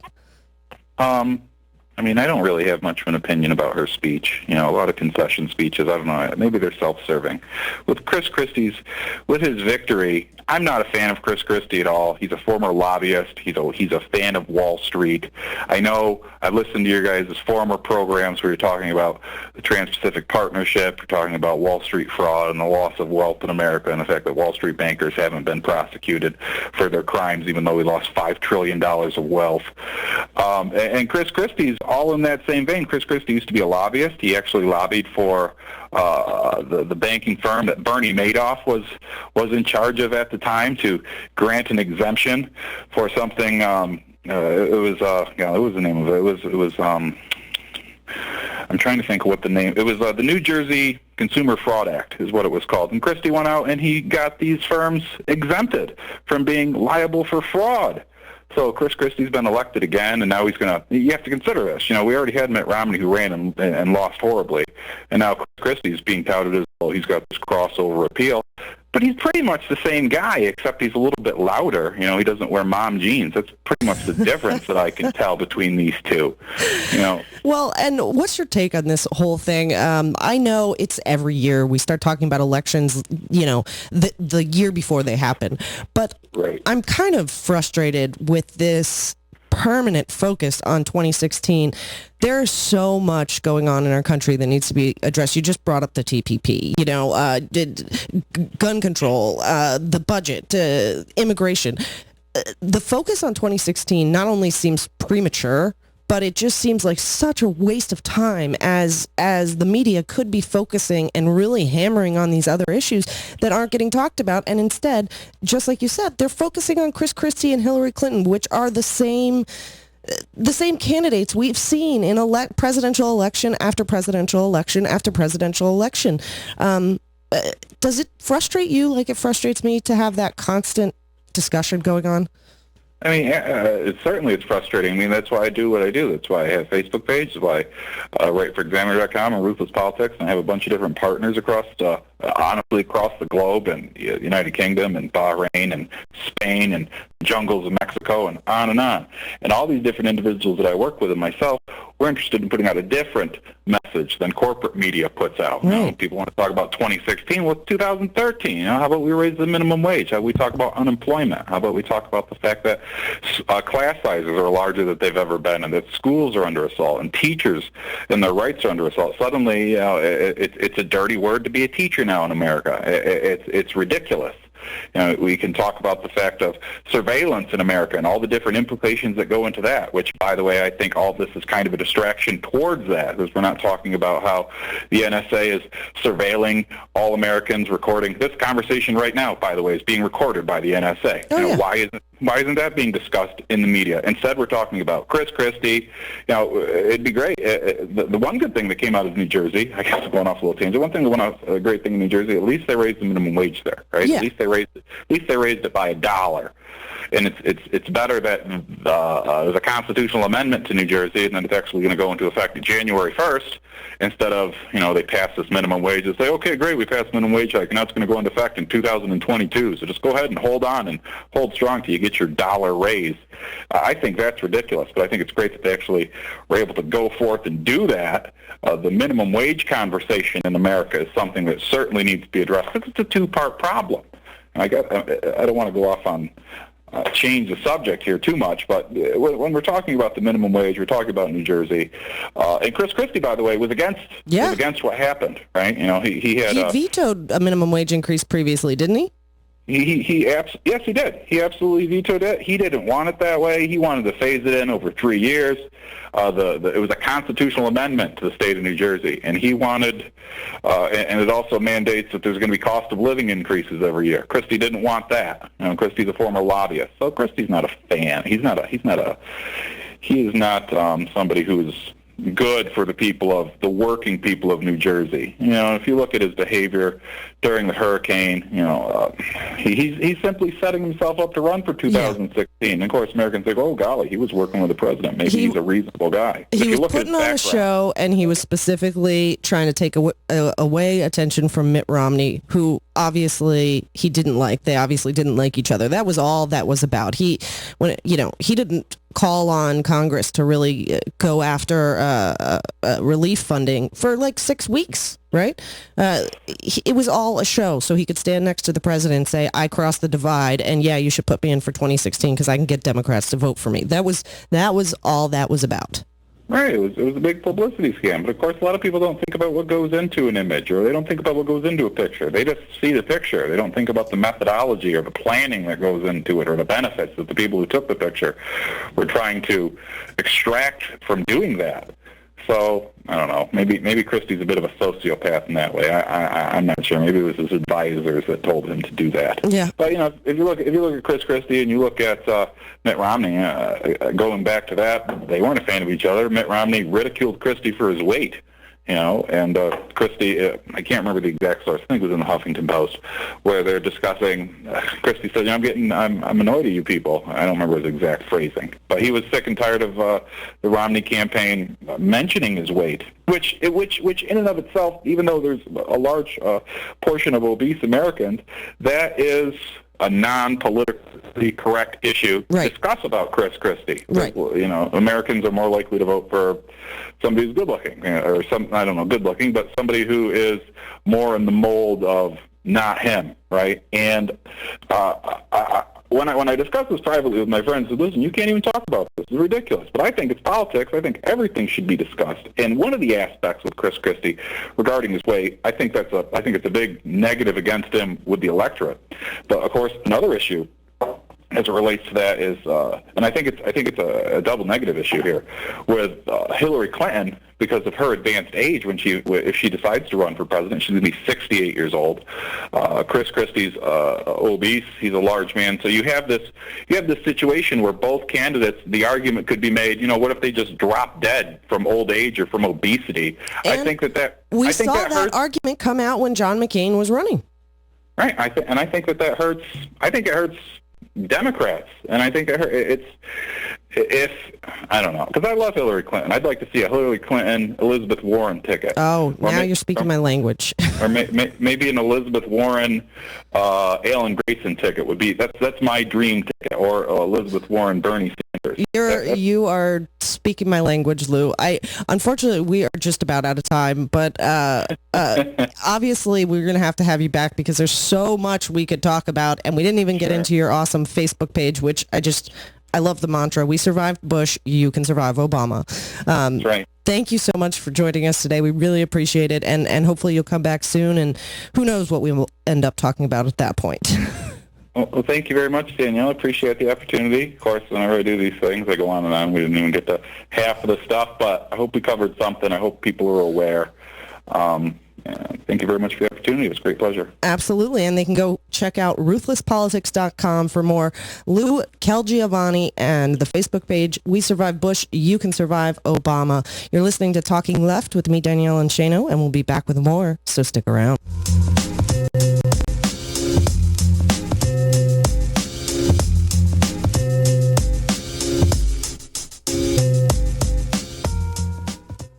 Rates, policy forms, and availability vary by state. Why spend more than you have to on your life insurance? Our free service can save you a fortune on your life insurance in just one short phone call. I'm Byron Udell, founder of AccuQuote. At AccuQuote, we monitor hundreds of top-rated life insurance products to find you the lowest prices. For example, a healthy 40-year-old can protect his family with $500,000 of 10-year level term for less than $21 a month. Rates for women are even lower. We even have term life policies that guarantee your money back even if you don't die. AccuQuote makes it easy to find the best values. Just call 800-654-2071. Since 1986, we've helped hundreds of thousands of people save a fortune on their life insurance. How much can you save? Just call AccuQuote at 800-654-2071. Call now for your free quote. 800-654-2071. That's 800-654-2071. If I had a nickel for every child who needs a hand. If I had a dime. For every big dream. For every day to get out and play. For every kiss to make it better. If I had a penny. Just a penny. From you and millions of other Rite Aid shoppers. To round up for Kids Sense. Just imagine the change your change could make. Learn how to round up your Rite Aid purchases to the nearest dollar and give the change to kids in need at kidsense.com. Hiya, Fred. Hello, Eddie. So, where are you headed off to? Just gonna take a ride down to Parts Plus. Wanna come with? All the way to Parts Plus. Oh, quit your fussing and get in. I just don't see why you want to drive all the way to Parts Plus when it's big discount store. See, there you go. You don't know what you're talking about. Parts Plus has stuff that box store never thought about carrying, and the people there know cars. Okay, all right. Parts Plus. You'll see. For the location nearest you, go to partsplus.com. The experts at Web.com want to build your business a successful website for free, just like they did for these Web.com customers. We've used and looked at other website designers, but there's nobody better than Web.com. Web.com can have your website built for free and up and running in as little as 7 days. Plus, promote your site on all the major search engines like Google, Yahoo, and Bing. If you're in business today and you don't have a web presence, you won't be taken seriously. Call now to get your website built for free. If after 30 days you're happy with your new website, we'll continue to provide promotion, hosting, support, and maintenance, all for just one low monthly fee. If not, cancel and pay nothing. Call 855-254-SITE, 855-254-SITE, 855-254-7483, or go to web.com/radio. There is no upfront charge for building the website, after which the ongoing fee applies. Rights to the website are relinquished upon cancellation unless otherwise purchased. With your Working Virginia update, I'm Doug Cunningham. As it looks for new ways to grow and to overcome the hurdles for workers who want to be in unions, AFL-CIO President Rich Trumka says that the key is effectively pursuing pursuing an agenda of shared prosperity for all American workers. In order for workers to succeed, in order for workers to have a voice, they have to have a voice at the workplace, they have to have a voice in the economy, they have to have a voice in American politics. We're trying to do all three of those things. We're trying to create an environment where those workers that really want to have a union can have a union. We're trying to create an environment where we join together with our progressive friends to create an economy that doesn't just work for the top 1%, but works for all workers. We call it shared prosperity. Working Virginia Update, produced by Workers Independent News. I'm Doug Cunningham. This update made possible by the Office and Professional Employees International Union, ensuring fair treatment, fair wages, and benefits for thousands of working Virginians on PEEU.org.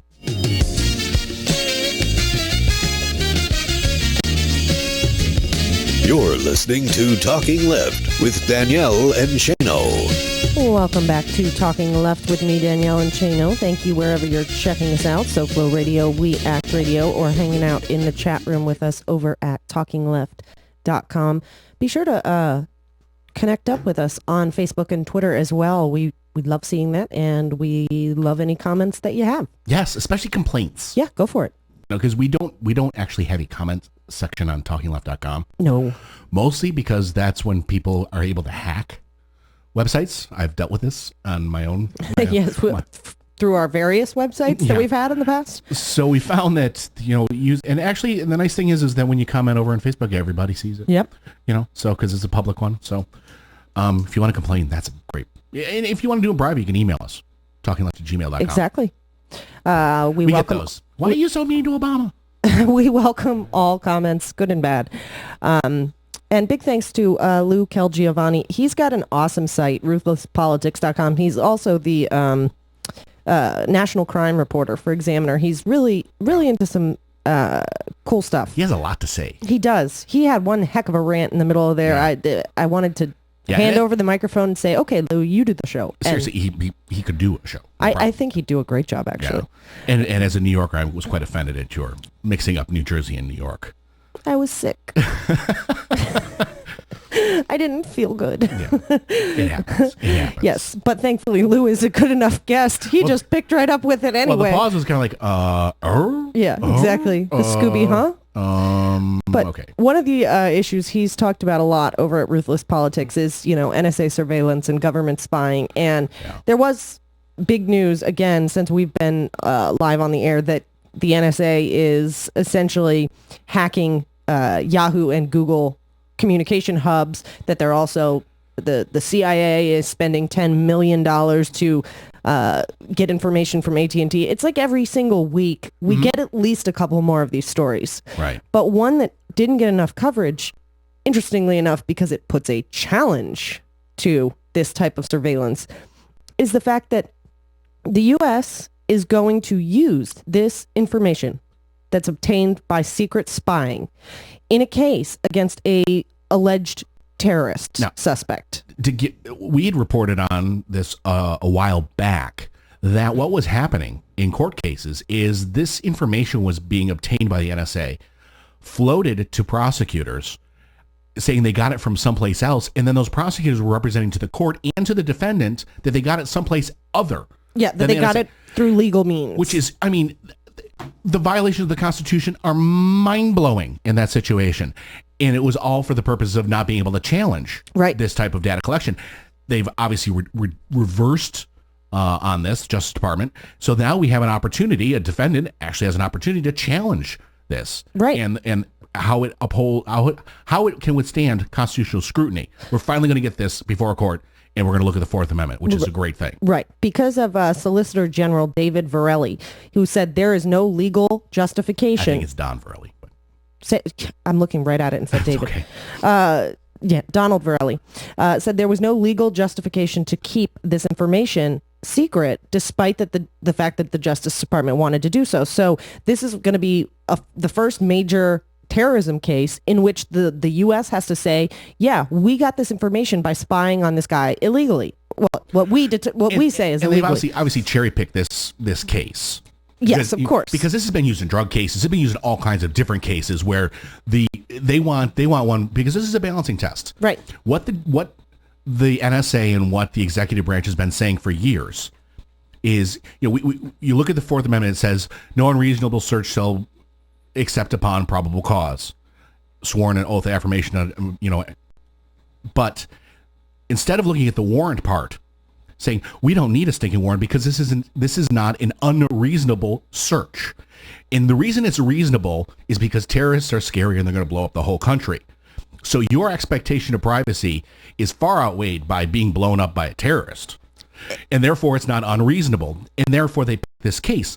It's interesting. The expectation of privacy part of that also, I believe, has been whittled away, is being chipped away. Yeah. Because if you ask younger people, if you think anything is private, like, oh, I'm it's no big deal. I knew they were looking at that. Our expectations have been lowered so much so there's not even that weight on the scale. The scale has been tipped against expectations of privacy, and boo, the terrorists are scary, and therefore you give it all up. And it's so it'll be interesting to see how this court goes with it, because they're going to look at the reasonableness. Obviously, there's no warrant. Right. And the ACLU and other organizations are getting involved, and they're standing up for this guy's civil rights, saying that he, had a right to privacy, and because this information was secretly obtained, he doesn't have the grounds, he doesn't have the information he needs to challenge it in court. That he can't mount an accurate defense because this information was obtained without a warrant. So it will be very interesting to see how this case turns out, because this could play a role in whether or not government spying is determined to be constitutional. Right. This is going to be this is a big case. It is. And then you're going to have the Bill O'Reillys of the world screaming, oh, there goes the ACLU again, protecting terrorists. Yeah. No, what the ACLU is there for, and I love them for it, is they're there to protect the Bill of Rights. And that applies to you, Danielle, and to me, and to everybody listening to this radio program that's in the United States. And there's one very important part of those rights. Yeah. That this man being charged is innocent until proven guilty. And when the information being used to make that case was obtained in unethical, immoral, possibly illegal, yes, means he should have a right to challenge it. Exactly. And the thing is that it could be you someday. It could. It could be you. So you're going to want that right as well. So yes, we're dealing with one person who is an alleged terrorist, but put yourself in that defendant's chair. Yeah. Put yourself in that defendant's chair, because it can happen to you. And we're not talking about winning the lottery. Right. So anyhow, we have to run to a break so we can be back in time for the one and only, the great Alan Grayson, who's going to be joining us in just a few minutes to talk about another program that we need more coverage of, and that is drone bombing. We'll be back with more here on Talking Left, so stick around. What is this? What's going on? It's Talking Left with Danielle and Shano.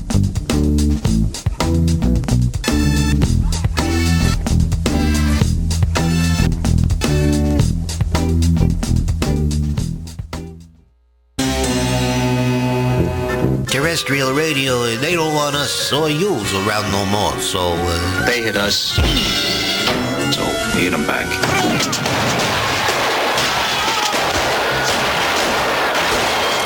SoFloRadio.com. It's Thursday, November 7, 2013. Election 2013, the first climate election. I was relieved that he was defeated yesterday. Climate denier Ken Cuccinelli defeated in Virginia. Local races with big impacts for the country. Plus, you're going the wrong way! What? You're going the wrong way! Greenhouse gas emissions rise to record levels. All of those collisions and more straight ahead. From BradBlog.com, I'm Brad Friedman. And I'm Desi Doyen. Stand by for 6 minutes of independent green news, politics, analysis, and snarky comment. All of this coming on the heels of Superstorm Sandy. Now, of course, when you're living in New York and you hear something like, well, there may be better infrastructure, there may be more money being put to infrastructure, well, it comes at a cost. Yes, Fox News. All that money comes at a cost. Thank you. This is your Green News Report.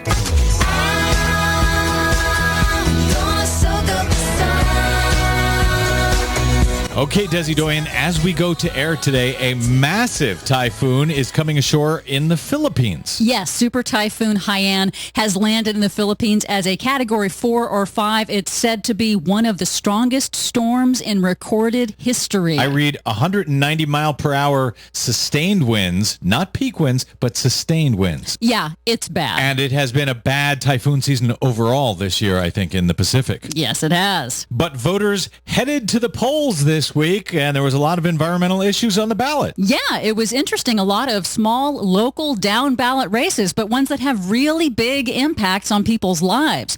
Voters voted down climate change deniers and the fossil fuel industry in several key races. In a big victory for science, climate change denier and Republican Ken Cuccinelli lost the Virginia governor's seat to Democratic operative Terry McAuliffe. As Virginia's Attorney General, Cuccinelli launched a witch hunt against climate scientist Michael Mann over Mann's famous hockey stick temperature graph.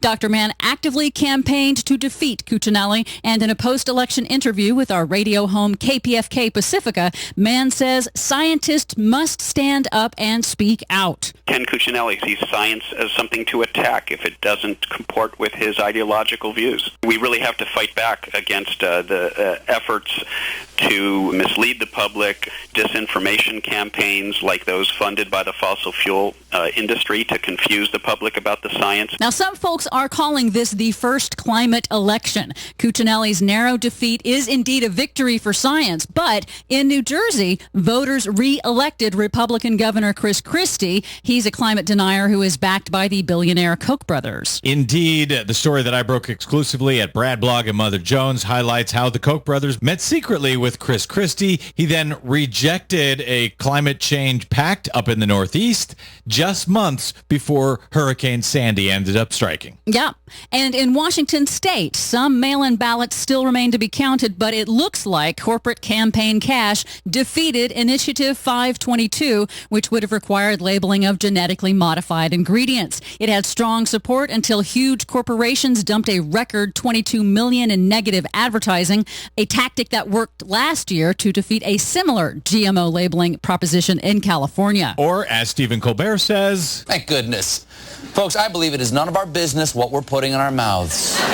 But some good news in Washington state. Voters in Whatcom County elected a slate of progressives to the county council, a vote that was widely seen as a referendum against the building of a proposed coal export facility. In Colorado, 3 out of 4 cities passed moratoriums or outright bans against fracking within city limits. But the bans may be headed to court. Colorado Governor John Hickenlooper, a Democrat and big fracking supporter, says Colorado's state constitution guarantees mining access to fracking companies. So a court battle lies ahead as far as whether cities can choose to not have fracking within their own borders? Yeah, that's what it looks like.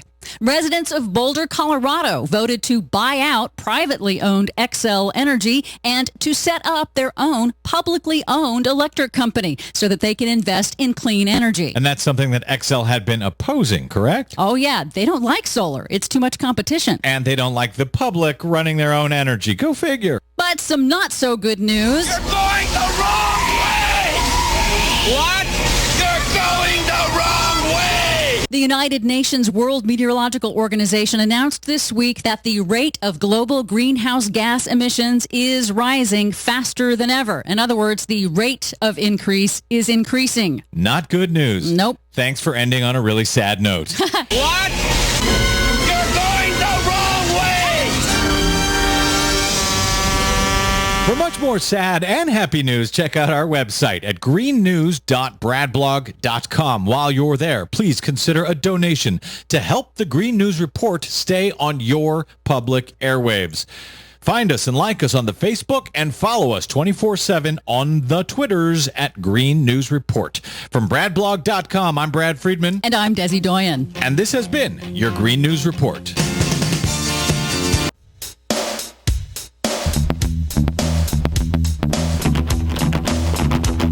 Broadcasting live from Washington, D.C., this is Talking Left with Danielle and Shano. Welcome back to Talking Left with me, Danielle and Shano. We are still waiting for Congressman Alan Grayson's call, so hopefully he is not busy this morning. He has some important stuff to do lately. Yeah, he may be busy saving the world. Yeah, exactly. But we're going to go ahead and discuss what we were going to talk about with him, because it is so very important. And when he discussed it in front of Congress and brought people in, only 5 showed up. Right. So, hey, if you're listening, Congress, you can hear it here. Yes. Late last month, back October 29th, Congressman Grayson brought a family all the way from Pakistan who had lost their grandmother in a drone strike. Yeah. She was out picking vegetables and was struck by a drone. Just right in front of her children and her grandchildren. At her house, just going about life. Right. And then bang. Right. So it's something that is not getting anywhere near enough attention. You know, the drone program got in the news for a while. You know, we saw good old Rand Paul. Yeah. Filibuster about it. And hey, it was one thing I actually agreed with Rand Paul on. But it's off the radar. And I know that there's a lot going on. It's purposefully off the radar. Right. It is purposefully off the radar. And people like Alan Grayson are trying to put it on the radar, back on the radar, in front of the Dancing with the Stars public. Glenn Greenwald did a documentary about it, and this family and what they went through. Yes, with Brave New Films. Brave New World. Brave New World. He did a documentary called Unmanned, America's Drone Wars, and he highlights this family, the family of Rafiq Rahman. Forgive me, Rafiq. I'm doubting you're listening, but doing my best to pronounce that name. Mm-hmm. And the young child that they brought with them. Yeah. And who spoke in front of the 5 members of Congress that bothered to show up, said they're afraid of blue skies. Yeah. Because they used know... used to love blue skies. Right.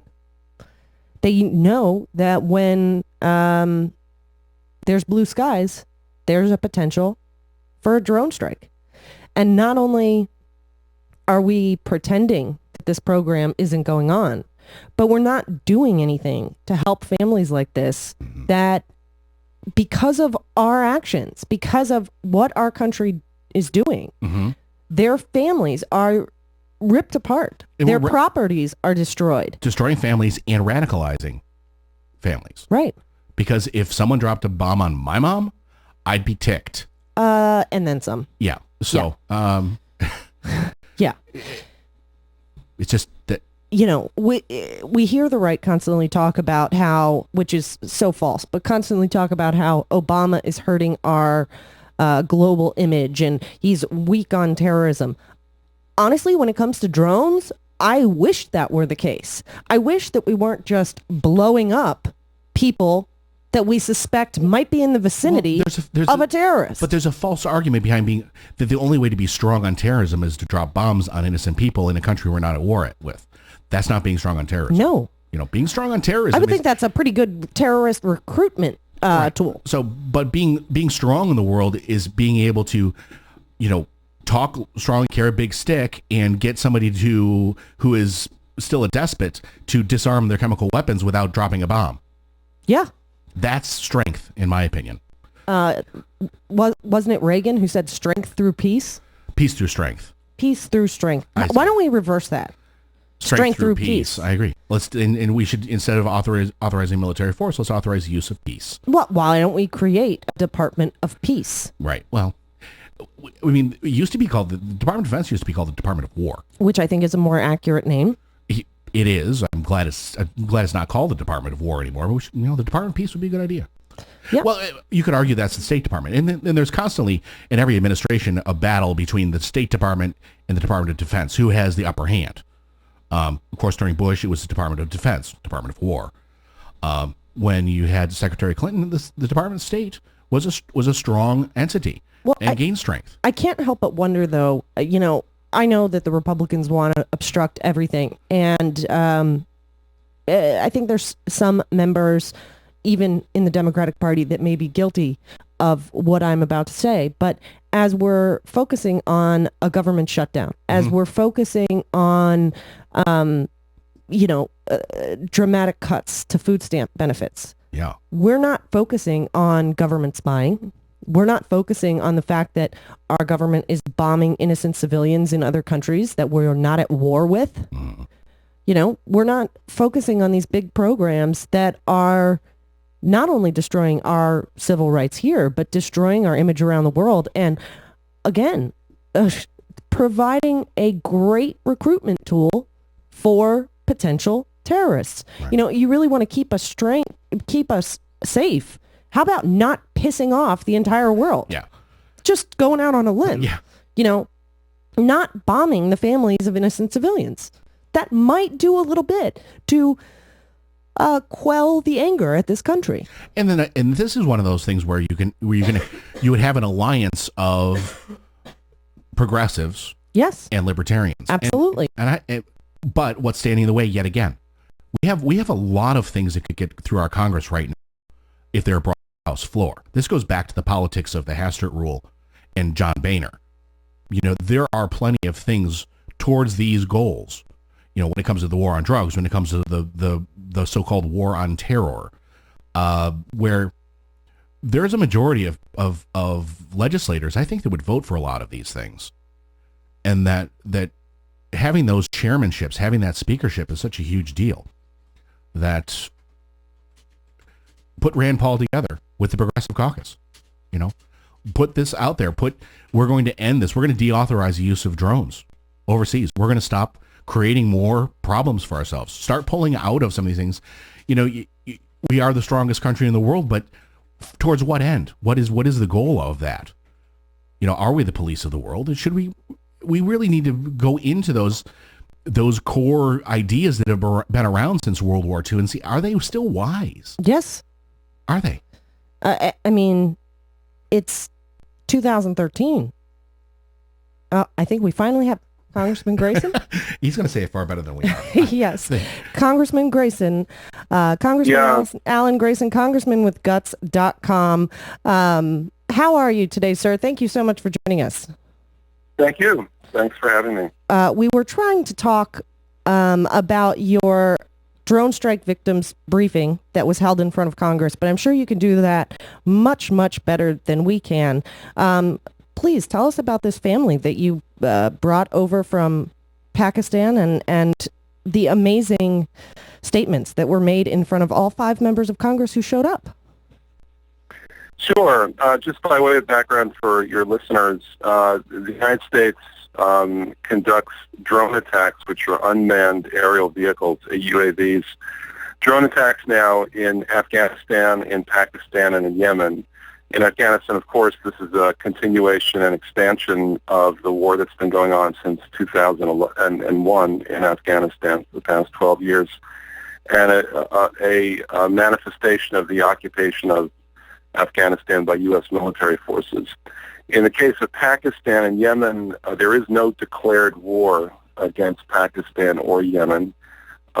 Many people might wonder where Yemen even is. It's at the southern tip of the Arabian Peninsula, south of Saudi Arabia, east of Ethiopia, has no apparent strategic significance, and yet we've had these bombing raids going on from UAVs, from drones now for several years, since the beginning of the Obama administration. Now, sorry, just to continue, what we wanted to do was to bring home to people the human cost of these operations.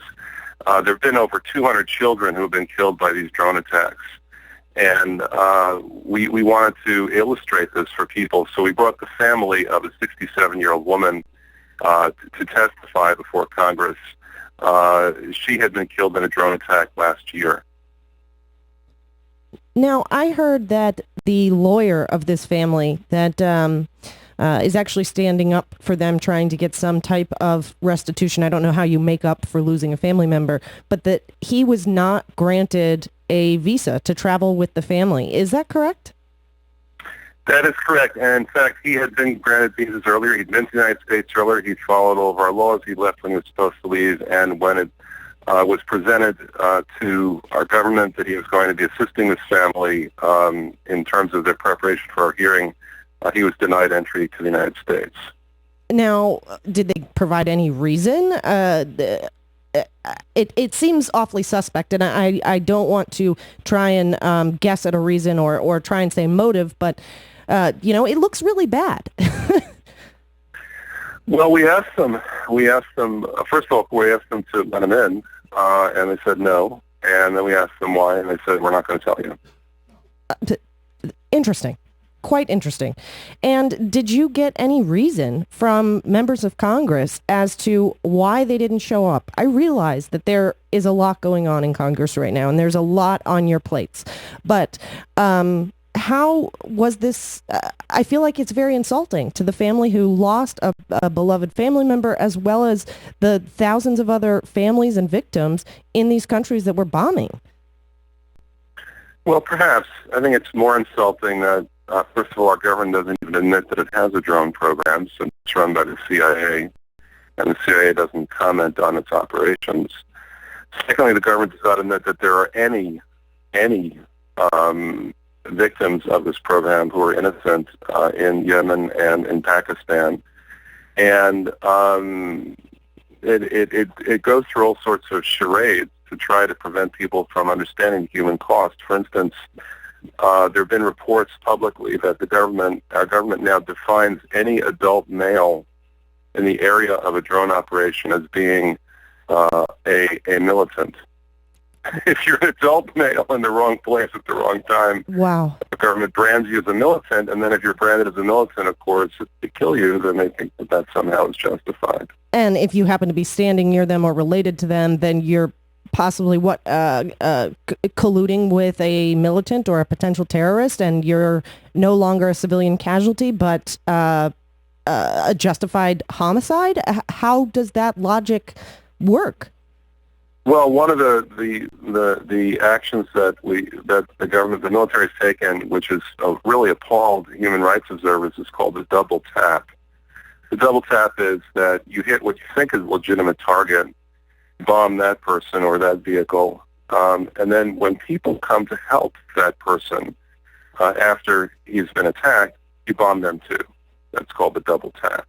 Now, in this case, if I can just explain further, Sure. in this case, this is a 67-year-old grandmother who had no history whatsoever of any sort of political or military involvement. She was a grandmother. Her job in the village was literally storyteller. The storyteller. This shows you how primitive this village is. It has no TV, no radio, so somebody tells stories, and that was her responsibility to be a storyteller for the village. She was picking okra in her garden when she was bombed. And the government has offered absolutely no explanation of why it is that this woman was attacked. It's astounding. Now, we've seen, I think of the Boston bombing and other, terrorist attacks here within the United States.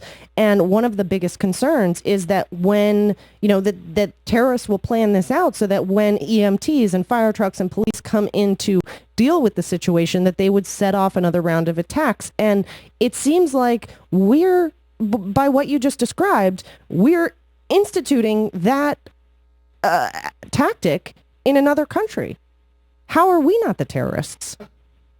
Well, that's a question on a number of people's minds. In the case of Yemen, we've essentially turned the country against us. In the case of Pakistan, it's the same. People regard these attacks with so many innocent victims as utterly brutal. A former U.S. official who served in the embassy in Yemen estimates that every time we kill someone with these drone attacks, whether or not he's a militant, we make 40 or 60 additional militants. So we kill one, we create 40 to 60 additional ones. it's astounding to me. What is it that people listening can do? I mean, we always tell everybody, go to congressmanwithguts.com and support your campaign. To be honest, I wish you would run for president.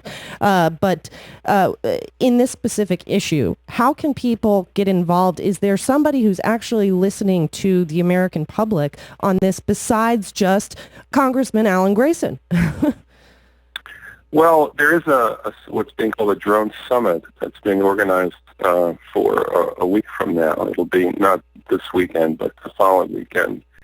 And we hope that people who are in the Washington, D.C. area will be able to attend. You can find out more about that by going to the Code Pink website. It's being organized by the pro-peace organization, Code Pink. And if you're not in the Washington, D.C. website, then what you should do is what you just described. We keep people apprised of developments and what's going on through our own website, which is congressmanwithguts.com. And we invite people to come and sign up at our website for our email and get the information. Well, Congressman, thank you so much. I'm sure you have lots to do this morning, and we will not waste your time. But I am so thankful that you gave this family a voice when nobody else would. It just shows the great man that you are, and we really, really appreciate getting the chance to speak with you anytime we do. Thanks. If I could just one more thing that I'm not hearing, it was this: we had 2 children come and testify, 2 of the grandchildren of this woman who had been killed by our drones, and one of them had been permanently injured in the attack and actually saw her grandmother literally blown to pieces. And she said, she's a small girl, she's about 10 years old. She said that she used to pray for clear skies because they were so beautiful. And now she prays for cloudy skies because then the drones don't come. And that, I think, illustrates for you the mindset of the people who actually live in terror from these drone attacks locally, and explains why in public polling we've gone from the most popular foreign country in Pakistan to the least popular. Something to think about. I think it speaks for itself, and you being from Florida, and I have to say we have some great weather here in D.C. most of the time. I can't imagine fearing what might happen every time there are blue skies overhead. I can't imagine living under that kind of terror. And again, it just shows how important it is to speak out on this and how important what you're doing is. Thank you very much, Congressman. Thank you, too. Have a good day. Have a good one. Congressman Alan Grayson, congressmanwithguts.com. Amazing. Hopefully someday our next president.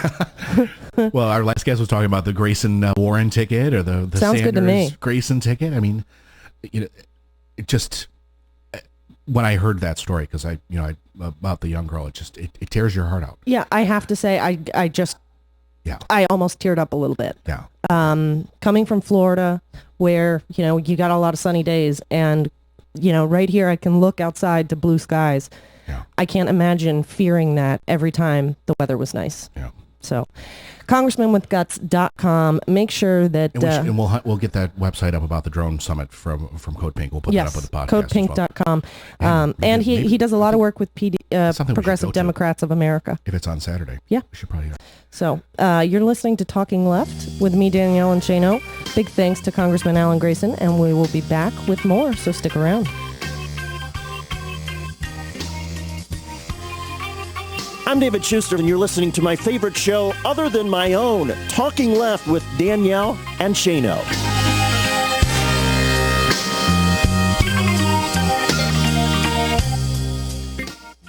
Hi, this is Walt Clyde Frazier. Did you know that 1 in 2 men over 50 have a prostate issue? Issues like more bathroom trips and waking at night to go. That's half of you guys. If you're in that 1 in 2, then I've got good news for you. Right now, you can call and try a free bottle of Super Beta Prostate, the supplement for men. It's got a natural ingredient that reduces your bathroom visits and reduces waking at night to go. Prostate giving you grief? Super Beta Prostate is your relief. That's why I want every man listening right now to get a free 30-day supply. There are no excuses. When half of the men have prostate issues, you can tighten your D with Super Beta Prostate. Call for your free bottle of Super Beta Prostate. All you pay is a small shipping and handling charge. For details, call 1-800-939-3427. Hurry! This free offer is for a limited time only. Call 1-800-939-3427. That's 1-800-939-3427. Call 1-800-939-3427. Hey, new kid. Ever have that dream where nothing works? Orders are backed up, production lines not producing, management's screaming, no solution in sight? Not me. Why? Grainger. Grainger's got everything we need. In a book, an app, a website, hundreds of branches. Knowing a solution is on its way soothes me to sleep at night. I love the Grainger catalog in all its forms. Get it? Got it? Good. Call, click Grainger.com, or stop by. Grainger, for the ones who get it done. Hiya, Fred. Hello, Beth. Say, I thought Eddie was going to finally break down and buy you a new car. No, I might have to hang on to this one a while longer. How's she running? Still dependable? Yeah, that's what we count on the folks at Parts Plus Car Care Center for, to keep us going and safe on the road. They do a good job, huh? The best. Wouldn't go anywhere else. Parts Plus. Have to remember that for next time. Oh, we'll remind you. Yeah, knowing Eddie, I'm sure you will. For the location nearest you, go to PartsPlus.com. For men, it's all about testosterone. As you age, testosterone levels decline, along with performance, muscle strength, and energy. It shows up at the gym, but you see it most in the mirror. You see that older guy who's put on 20 pounds, lost a step, and lost more than a little muscle tone. She's already noticed. It's not your fault. You owe it to yourself to try a free 1-month supply of Enzyte MRC, a male refueling complex to support healthy testosterone levels. Men everywhere depend on Enzyte MRC and how it makes them feel and look in the mirror. Welcome back, big guy. Bottom line, Enzyte MRC is for men who want to refuel that stronger, leaner, healthier, energetic, and masculine man they left behind. Feel the difference with a free 30-day trial of Enzyte MRC. All you pay is shipping. Act now and get a free sports bag with your free trial. Call 800-933-4004. 800-933-4004.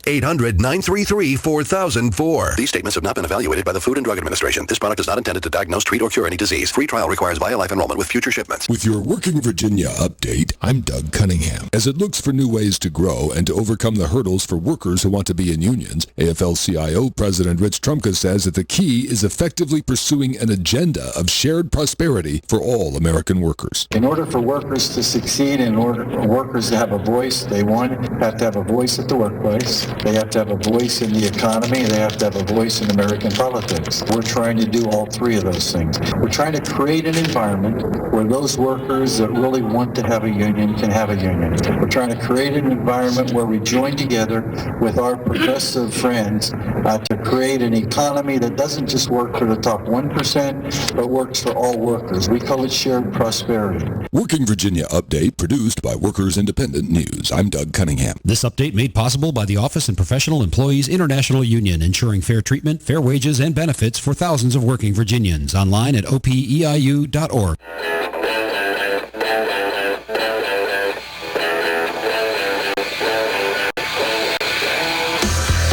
You're listening to Talking Left with Danielle and Shano. Welcome back to Talking Left with me, Danielle and Shano. Big thanks to Congressman Alan Grayson. It is always an honor to speak with him, and you know we need more just like him. Yes, and we also need the mainstream media will pick up when he does his die quickly on the House floor. Yeah, to criticize him, even though most Americans agree with him. Right. And I love the fact that he says the things that other people won't say. Me too. Because they're the truth. They are the truth, and maybe they're not politically palatable for the David Gregory's of the world. I know I pick on David every week. I can pick on all of them. But, I'm glad he's here, but he should be doing the full Ginsburg. Yes. I'm sorry, but in this day of technology and media and what we're exposed to, and, think about what we see on cable TV nowadays.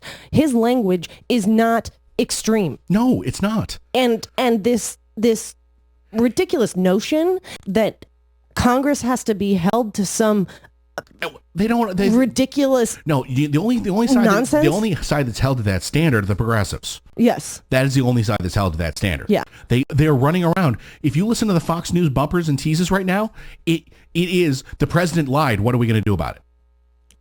Right. I mean, the language does not matter. What's wrong? somebody in the chat room is saying they're hearing a commercial over us. I don't know if something's playing in the background somewhere. No, can't be. Okay. Well, They could be running something over WeAct. Yeah, who knows? Remember, our studio is remote from there, and we feed our show into. So if that happens, we apologize. Yes, and the people at WeAct work very hard. Yes. And speaking of Alan Grayson, WeAct Radio helps, I think, once a month to put on the Progressive Roundtable, which is amazing. And if you haven't checked it out, you are missing some serious, great progressive speech and conversation. So Progressive Democrats of America. We're very thankful for WeAct. Yeah, we need to get out. We We're gotta going go. to talk about somebody who is actually doing something about the fact that this message isn't out. We're going to come back with Sue Wilson talking about putting the public back into public interest and taking back our airwaves. We will be back with more right here on Talking Left, so stick around. This is going to be fun. It's Talking Left with Danielle and Shano.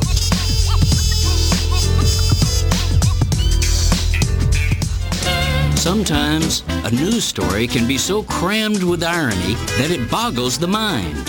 Consider just the headline on one such story that ran recently in my town's daily paper. Man gets 10 years for defrauding banks. That just screams for a rewrite, doesn't it? I yearn for a story with a headline in boldface type that, at long last, would trumpet this joyous news. Banker gets 10 years for defrauding man. Alas, though, while the FBI, IRS, and the judicial establishment went all out to nail the bank defrauder, they allow big-time Wall Street crooks who defraud us to escape prosecution, much less jail. High-flying bankers systematically commit serial acts of blatant fraud, bilking millions of people out of billions of dollars, but they keep their positions, paychecks, perks, and prestige, free to bilk again. The latest marquee Wall Streeter to admit to grand-scale larceny, yet pay no personal penalty, is Jamie Dimon, honcho of J.P. Morgan Chase. Shareholders in Dimon's felonious operation have been socked with a record $13 billion in penalties, but not a penny comes from Jamie's pocket. Still, popping the bank for 13 big ones shows that the Justice Department is finally getting tough on corporate crime, right? Not exactly. J.P. Morgan's punishment will be softened significantly by this unannounced outrage. A corporation, unlike a person, can deduct criminal fines from its income taxes. That means we taxpayers will, in effect, cough up some $4 billion to help America's richest bank pay for its wrongdoing. This is Jim Hightower saying, this corporate tax scam puts the con in unconscionable. But we the people can shame Dimon and Company into paying the full price for their criminal acts. To help a grassroots coalition do just that, go to campaignforfairsettlement.org. If you like these feisty pops of populism that Hightower zings out on the airwaves, check out the Hightower Lowdown. Jim's monthly newsletter provides the in-depth lowdown on what the greed heads of Wall Street and the boneheads of Washington are doing to us behind the scenes. With Hightower's saucy Texas humor and truth-telling populist perspective, the lowdown literally can lift you up.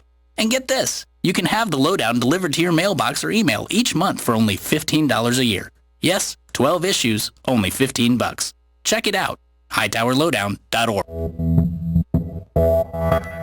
You're listening to WIN, Workers Independent News, a production of Diversified Media Enterprises. I'm Doug Cunningham. The U.S. Senate has passed the Employer Non-Discrimination Act, which would make it illegal for employers to discriminate against workers based on sexual orientation or gender status. Wisconsin Congressman Mark Pocan. 2/3 of the people in the country support it. 56% of Republicans support it. But as you can imagine, in the House, with the Tea Party influence, it's going to be a little tougher sell. We can try to work for the rest of the session to try to get it through our House. Los Angeles Walmart workers, joined by hundreds of community supporters, went on strike Wednesday, demanding an end to the company's illegal retaliation against workers pushing for higher pay, full-time work, and the right to form a union. The workers say Walmart is aggressively and illegally firing and disciplining workers for taking action for better jobs. The recent disclosure by Walmart CEO Bill Simon that as many as 825,000 Walmart workers make less than $25,000 a year helped spur the strike action in Los Angeles. As the state moves to overrule the city of Milwaukee is battling for home rule authority when it comes to city residency requirements for city employees. Jesse Russell reports. Milwaukee, Wisconsin has had a residency law for city employees for 75 years, but a state law passed in June of this year would end that rule.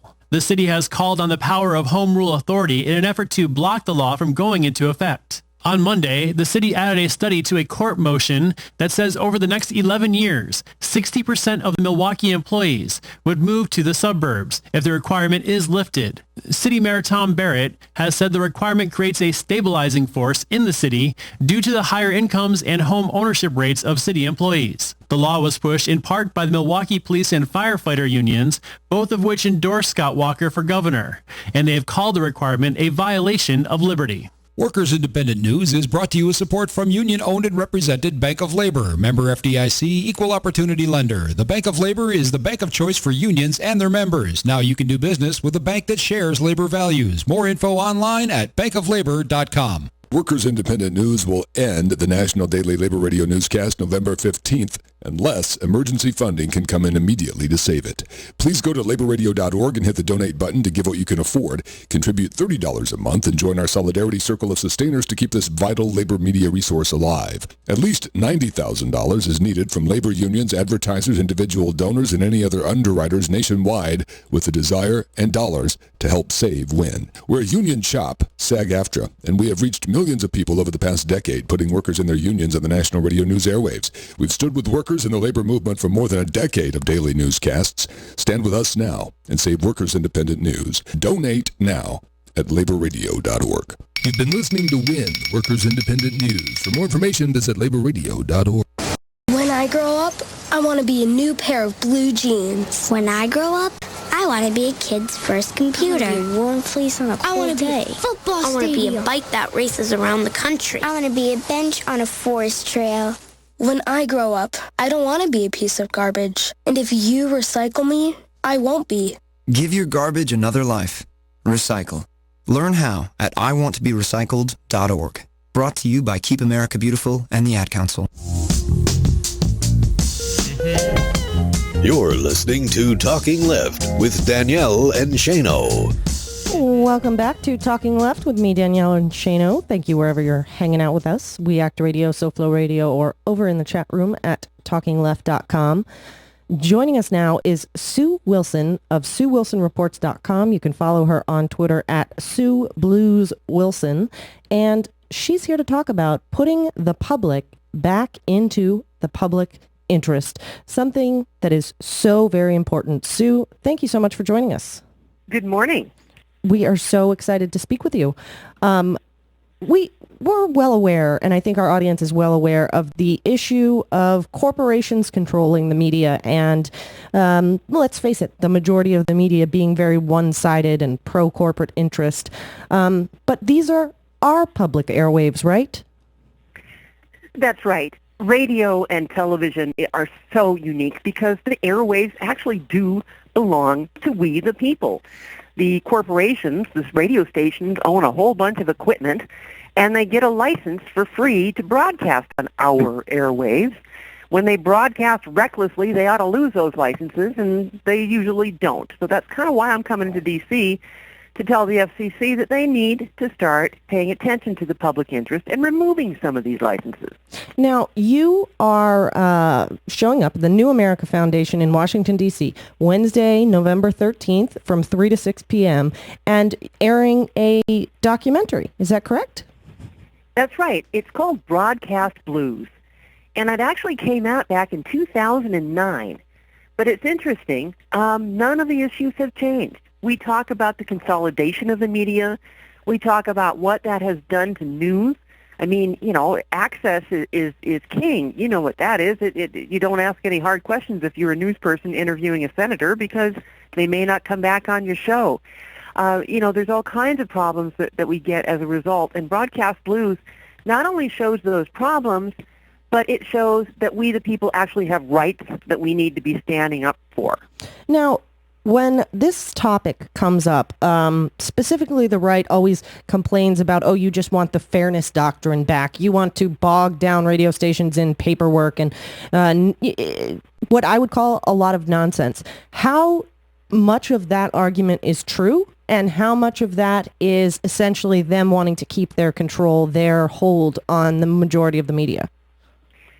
Well, the fairness doctrine is dead and gone. I mean, I think that coffin has been nailed shut very tightly. However, there are other things that we can do to improve the quality of the media that we're getting. We have a complaint right now at the FCC. It's been sitting there for a year and a half out of Wisconsin that gets into a slightly different rule. Okay, and I'm not making this up. It's called the Zappel Doctrine. And what we found in the state of Wisconsin was that you've got two giant radio stations, two 50,000-watt blowtorches in Milwaukee that have 5 local radio talk show hosts, 15 hours a day, every day. And what do? They exclusively promote Republican candidates, and they will not allow a Democrat on the air. So we actually did a study. We hired people to confirm this and to prove this. And what we're saying is that we need to have this one narrow rule. The Zappel Doctrine says if you're going to have supporters of one candidate on the air, you have to give comparable time to supporters of the other candidate. It gets into not, the Fairness Doctrine was about issues. This is really about direct support of candidates. And so we're going after this much more narrow idea to make the elections more fair in this country. Yeah, it is so important, and that one-sided media essentially functions as free airtime, free advertising dollars for one side that happens to own about 90% of our media. I just want to remind everybody, we're speaking with Sue Wilson about the documentary Broadcast Blues, putting the public back into public interest. You can check it out at newamerica.net, and it'll be airing this Wednesday in Washington, D.C. How can people, whether they're in D.C. or around the country, get involved with this fight and help get control back of our public broadcast airwaves? It's important to understand that all broadcasting is local. Like right here in the Sacramento area where I live, I've just filed a petition to deny the license of a station here that literally killed a woman. And that's a part of one of the stories that's in Broadcast Blues. They had this crazy water drinking stunt that they knew was dangerous, and they literally killed a woman. Well, the thing is, I can file a petition to deny that license because I am a member of this community. I can't come to Washington, D.C. and file something there. I can help local people, though, to say, okay, if you can hear this radio station, you are in that service area, and you effectively own those airwaves. So number one, it's about understanding your rights on the local level. And then number two, I think it's about putting together a small group of people who are willing to monitor these airwaves, who are willing to go knock on the TV and radio stations' doors and say, look, here's our complaint, here's what we'd like, and actually start to work with local management. Now, beyond that, it does go back to the Federal Communications Commission. And part of what I have learned, Danielle, is that the Federal Communications Commission pretty much likes to ignore complaints that come from, like, little people like me. They ignore complaints that come from big law firms that are, trying to advocate for the public interest. That's a huge part of the problem, and that's where I think as a country we've got to start coming together and demanding accountability. Yeah, I think it is so important. Now, a lot of media has moved online. I know that a large majority of our audience is either through podcast downloads or through online stations that we are lucky enough to be a part of. How does that play into this argument? Is it, that's kind of one of the defense that the right uses when the monopoly talking point is brought up, when one side controls so much of the media, is that because we have the online sources, that what they have is no longer considered a monopoly. I think it's kind of a false argument, but how does that play into your documentary, or is it discussed in Broadcast Blues? We really kind of focus more on the broadcasting side, partly because, the film was really made throughout the middle of the 2000s, came out in 2009. And then partly because it's very, very clear. The law is clear. We own those airwaves. But what you're talking about, you're right, I think it's a false argument because the right wing has online too. The left wing, the right wing, everybody at this point has the ability to publish online. And I say at this point because there's a big fight to make sure that we keep this internet free and open for all of us, not for corporations to decide and pick and choose what we get to see. But it's a false argument. Why do you think that these corporations are fighting so hard to make sure they don't have to give up all of those radio airwaves? It's because they know that what they're doing, they've got a propaganda tool that's so powerful. If they're really saying that you don't have to worry about it because of online, then fine, just give up half these airwaves to the other side, and we'll all even the playing field. Yeah, if there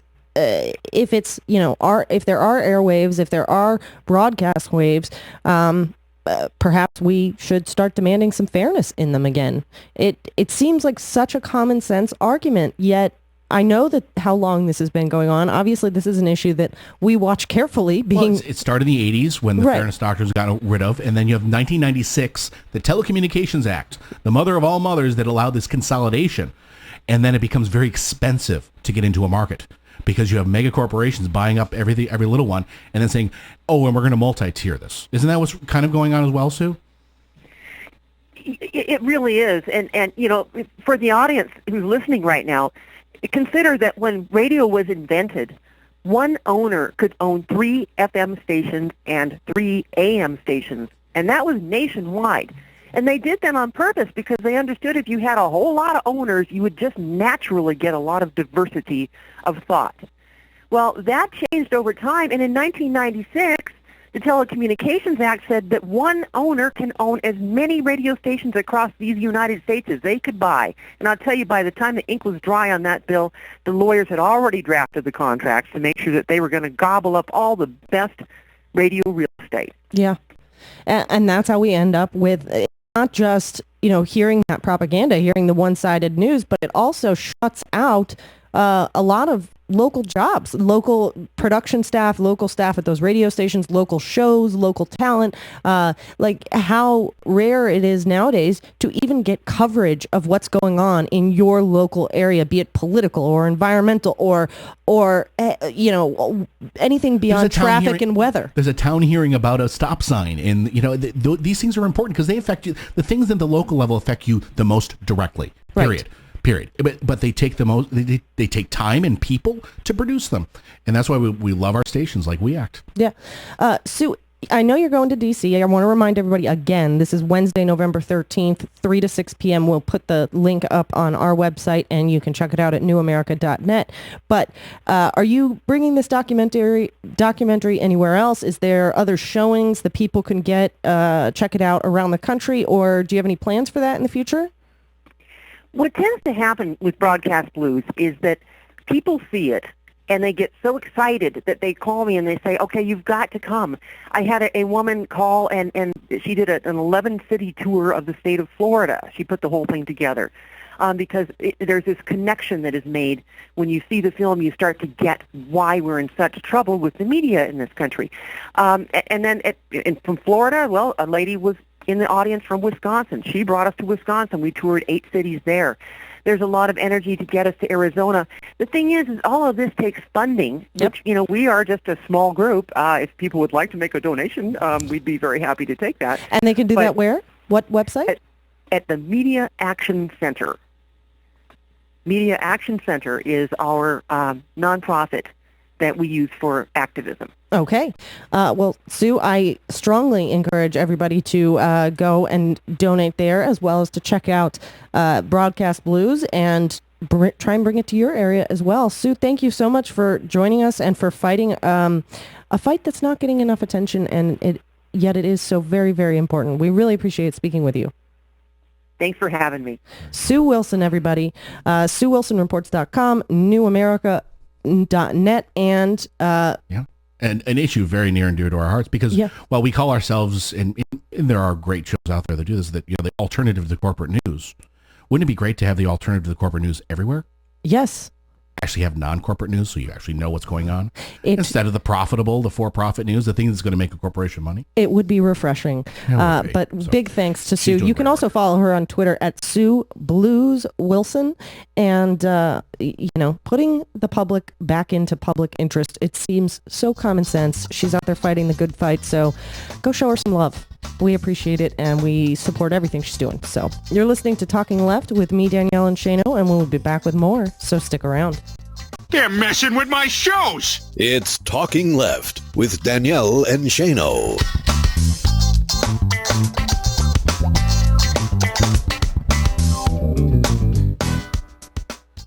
Are you putting your money into an IRA, pension, or 401k? Then I hope you're prepared to lose 30, 40, 50% or more of your retirement savings, because it's not a question of if the market crashes again. It's a question of when.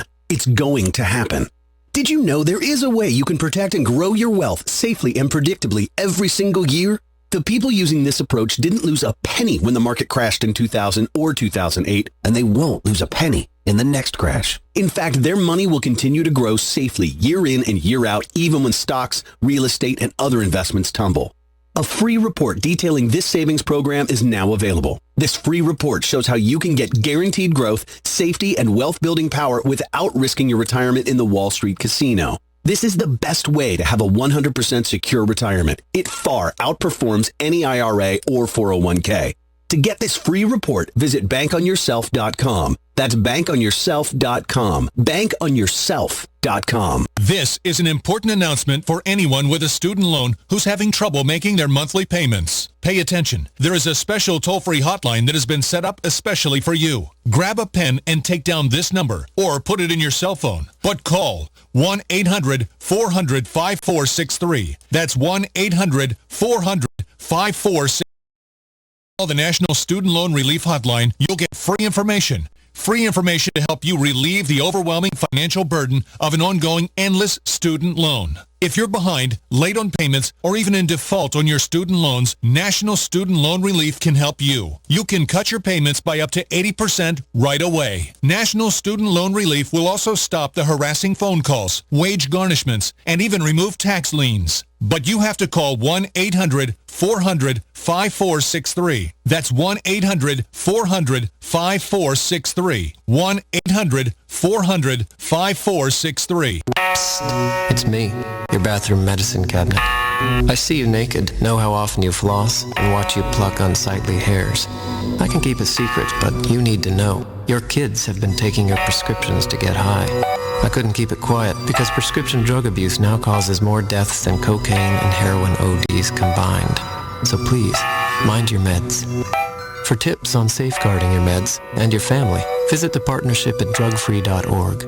Hey, Bob, how's business? Is the new website helping? Not good. I can't figure out how to get the website finished. How did you do it? Easy. I called Web.com. They built my website for free. Wow, free? Really? Web.com? Yep, and in just 7 days. Then they promoted it on all the search engines. Like Google, Yahoo, and Bing? Exactly. And Web.com has helped grow my business so much, I had to bring on new staff. Hey, if Web.com did it for you, they're perfect for me. Web.com can build your website for free in as little as 7 days. If after 30 days you're happy with your new website, we'll continue to provide promotion, hosting, support, and maintenance, all for just one low monthly fee. If not, cancel and pay nothing. Call now. 855-747-SITE. 855-747-SITE. 855-747-7483. Or go to web.com/radio. There is no upfront charge for building the website, after which the ongoing fee applies. Rights to the website are relinquished upon cancellation unless otherwise purchased. Terrestrial radio, they don't want us Soyuz around no more, so they hit us. So hit them back.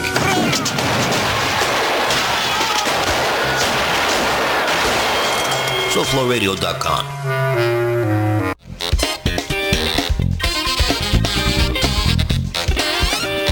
You're listening to Talking Left with Danielle and Shano.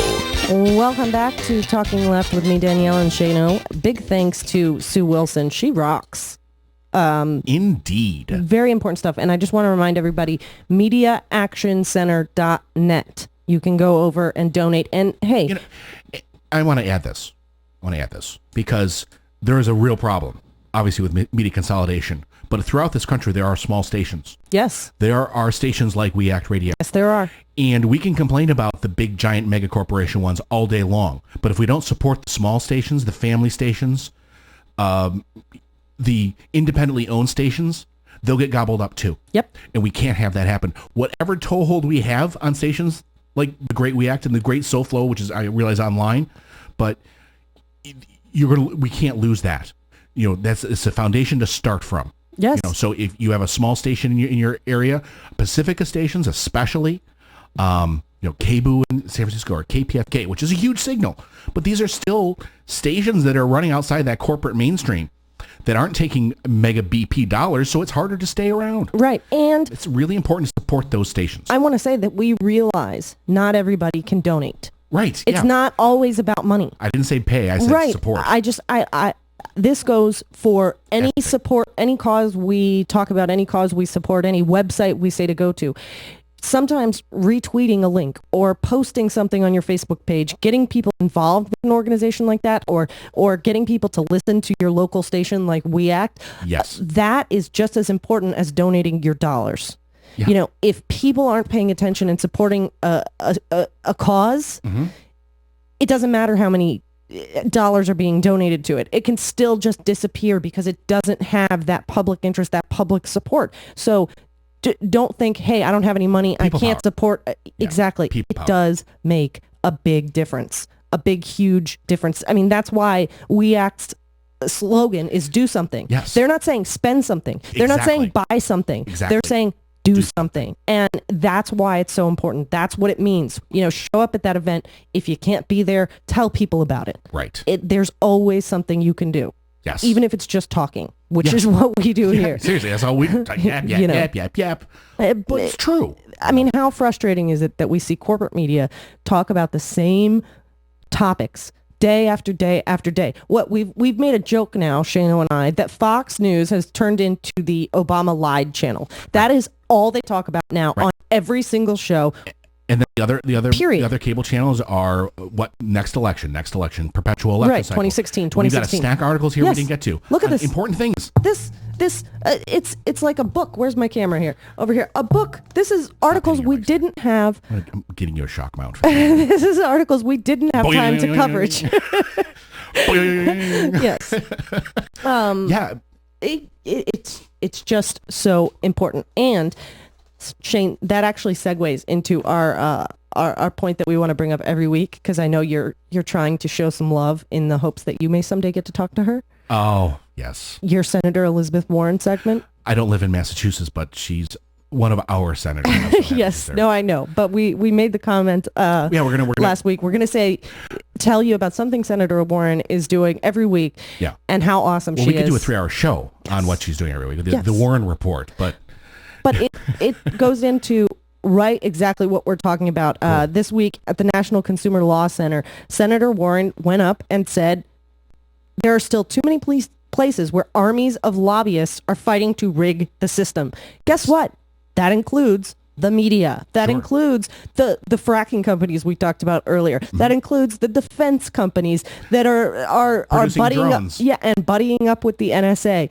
The system is rigged, just like Senator Warren said, and she makes such a great point. I love her so much. She says, when was the last time you heard someone call for regulators to go easier on companies that want to use lead paint on our children's toys or leave the safety switches off toasters? You don't. Right. Because those regulations are important. That's her overall point is that government does have a role. It has an important job in protecting civilians and consumers, including protecting them from lobbyists and corporate interests. When it comes down to it, corporations have their role. Yeah. Their role is to make a profit. Right. And if it is profitable to harm people, they will do it. They've done it before. See cigarettes, e.g. If it is profitable to hurt people, they will do it. That's the role of government. Yeah. But as corporations and government become more and more married and in bed with one another, Citizens United, it's harder to get that done. Yes. But you have people like Senator Warren, who hopefully someday will come join us here. We're going to write it in my diary that we did our Senator Warren for this week, and the invitation is always open. Well, but you know what? As grateful as I am to Senator Warren, and as much as I would love to someday speak with her, that's also why people like Lou Calgiovanni and Brad Friedman and Congressman Grayson and Sue Wilson are out there fighting the good fight, because not everybody is a senator. I mean, Congressman Grayson is Congressman Grayson. Let's face it, he's freaking awesome. But, Lou is out there with ruthless politics, taking on important subjects like the NSA and drones. He seems to be taking on every important subject. I love it. That guy, I mean, that is some juggling. You know, Brad Friedman out there fighting for our very democratic process. If that thing crumbles, then forget about the rest. Right. And Sue out there fighting for our media, which, you know, fighting the propaganda, as she so rightly called it. Mm-hmm. That the fact that when one side has control of 90% of the media, you know, it affects things like lobbyists. It affects things like elections. It affects things like talking about 2016 instead of talking about NSA spying. And it's so funny to watch the propagandists then complain about the liberal media. I know. You want to complain about the liberal media? I expect some Talking Left plugs from here on out because we are proudly the liberal media. Yes, but it amazes me, the projection. I mean, and it's a way of if they can propagandize that all the media is to the left, then and enough people soak that garbage up and believe it, then therefore when someone comes along like Sue, who's fighting a good fight and an honest fight and a real fight that needs to be had, they say, what are you talking about? All the media is liberal. What are you complaining about? Despite all evidence to the contrary. Right. They're working the refs. Working the refs. It's there is so much we did not get to today. Perhaps we need to start including a section of the blog post of links we didn't get to. It's kind of like the Green News Report. Yeah, I think it would be a never-ending task, and we just... That's why we have people like Lou. Yeah, and like Brad. Always keep them aside and hope to get to them next week. I want to give special shout outs and special points here on our great guests of Lou Calgiovanni of RuthlessPolitics.com, as well as the Facebook page, We Survived Bush, You Can Survive Obama. Please go out and support Lou and his amazing work. And he's also the national crime reporter for Examiner.com. Of course, Brad Friedman of the Brad blog, who is reporting... still reporting on what's going on in Virginia. Yeah, keep your eye on that one. 55 votes. Congressman Alan Grayson, congressmanwithguts.com. We're a year away from elections, and he reminds us, you know, we always have to keep the fight going to keep people like him in office. And of course, Sue Wilson, again, the website where you can donate is mediaactioncenter.net, but you can check out her work. Go see. Right. You can also check out her work at SueWilsonReports.com. And yes, that's November 13th. Wednesday, 3 to 6 p.m. at the New America Foundation in Washington, D.C. Big thanks to all of our regulars, Nicole Sandler, RadioNot.com, everybody at We Act Radio, Alex Lawson, Kimon Freeman, Cliff Schechter, Pete Callahan, George Rodriguez of SoFlo Radio, Rocky Mountain Mike for our amazing theme music, Labor Radio. Yes. Go over to laborradio.org. Thanks to radioguestlist.com. They put us in touch with some great people. And thanks to you guys for listening. You're the reason we do what we do. And we'll see you guys next week.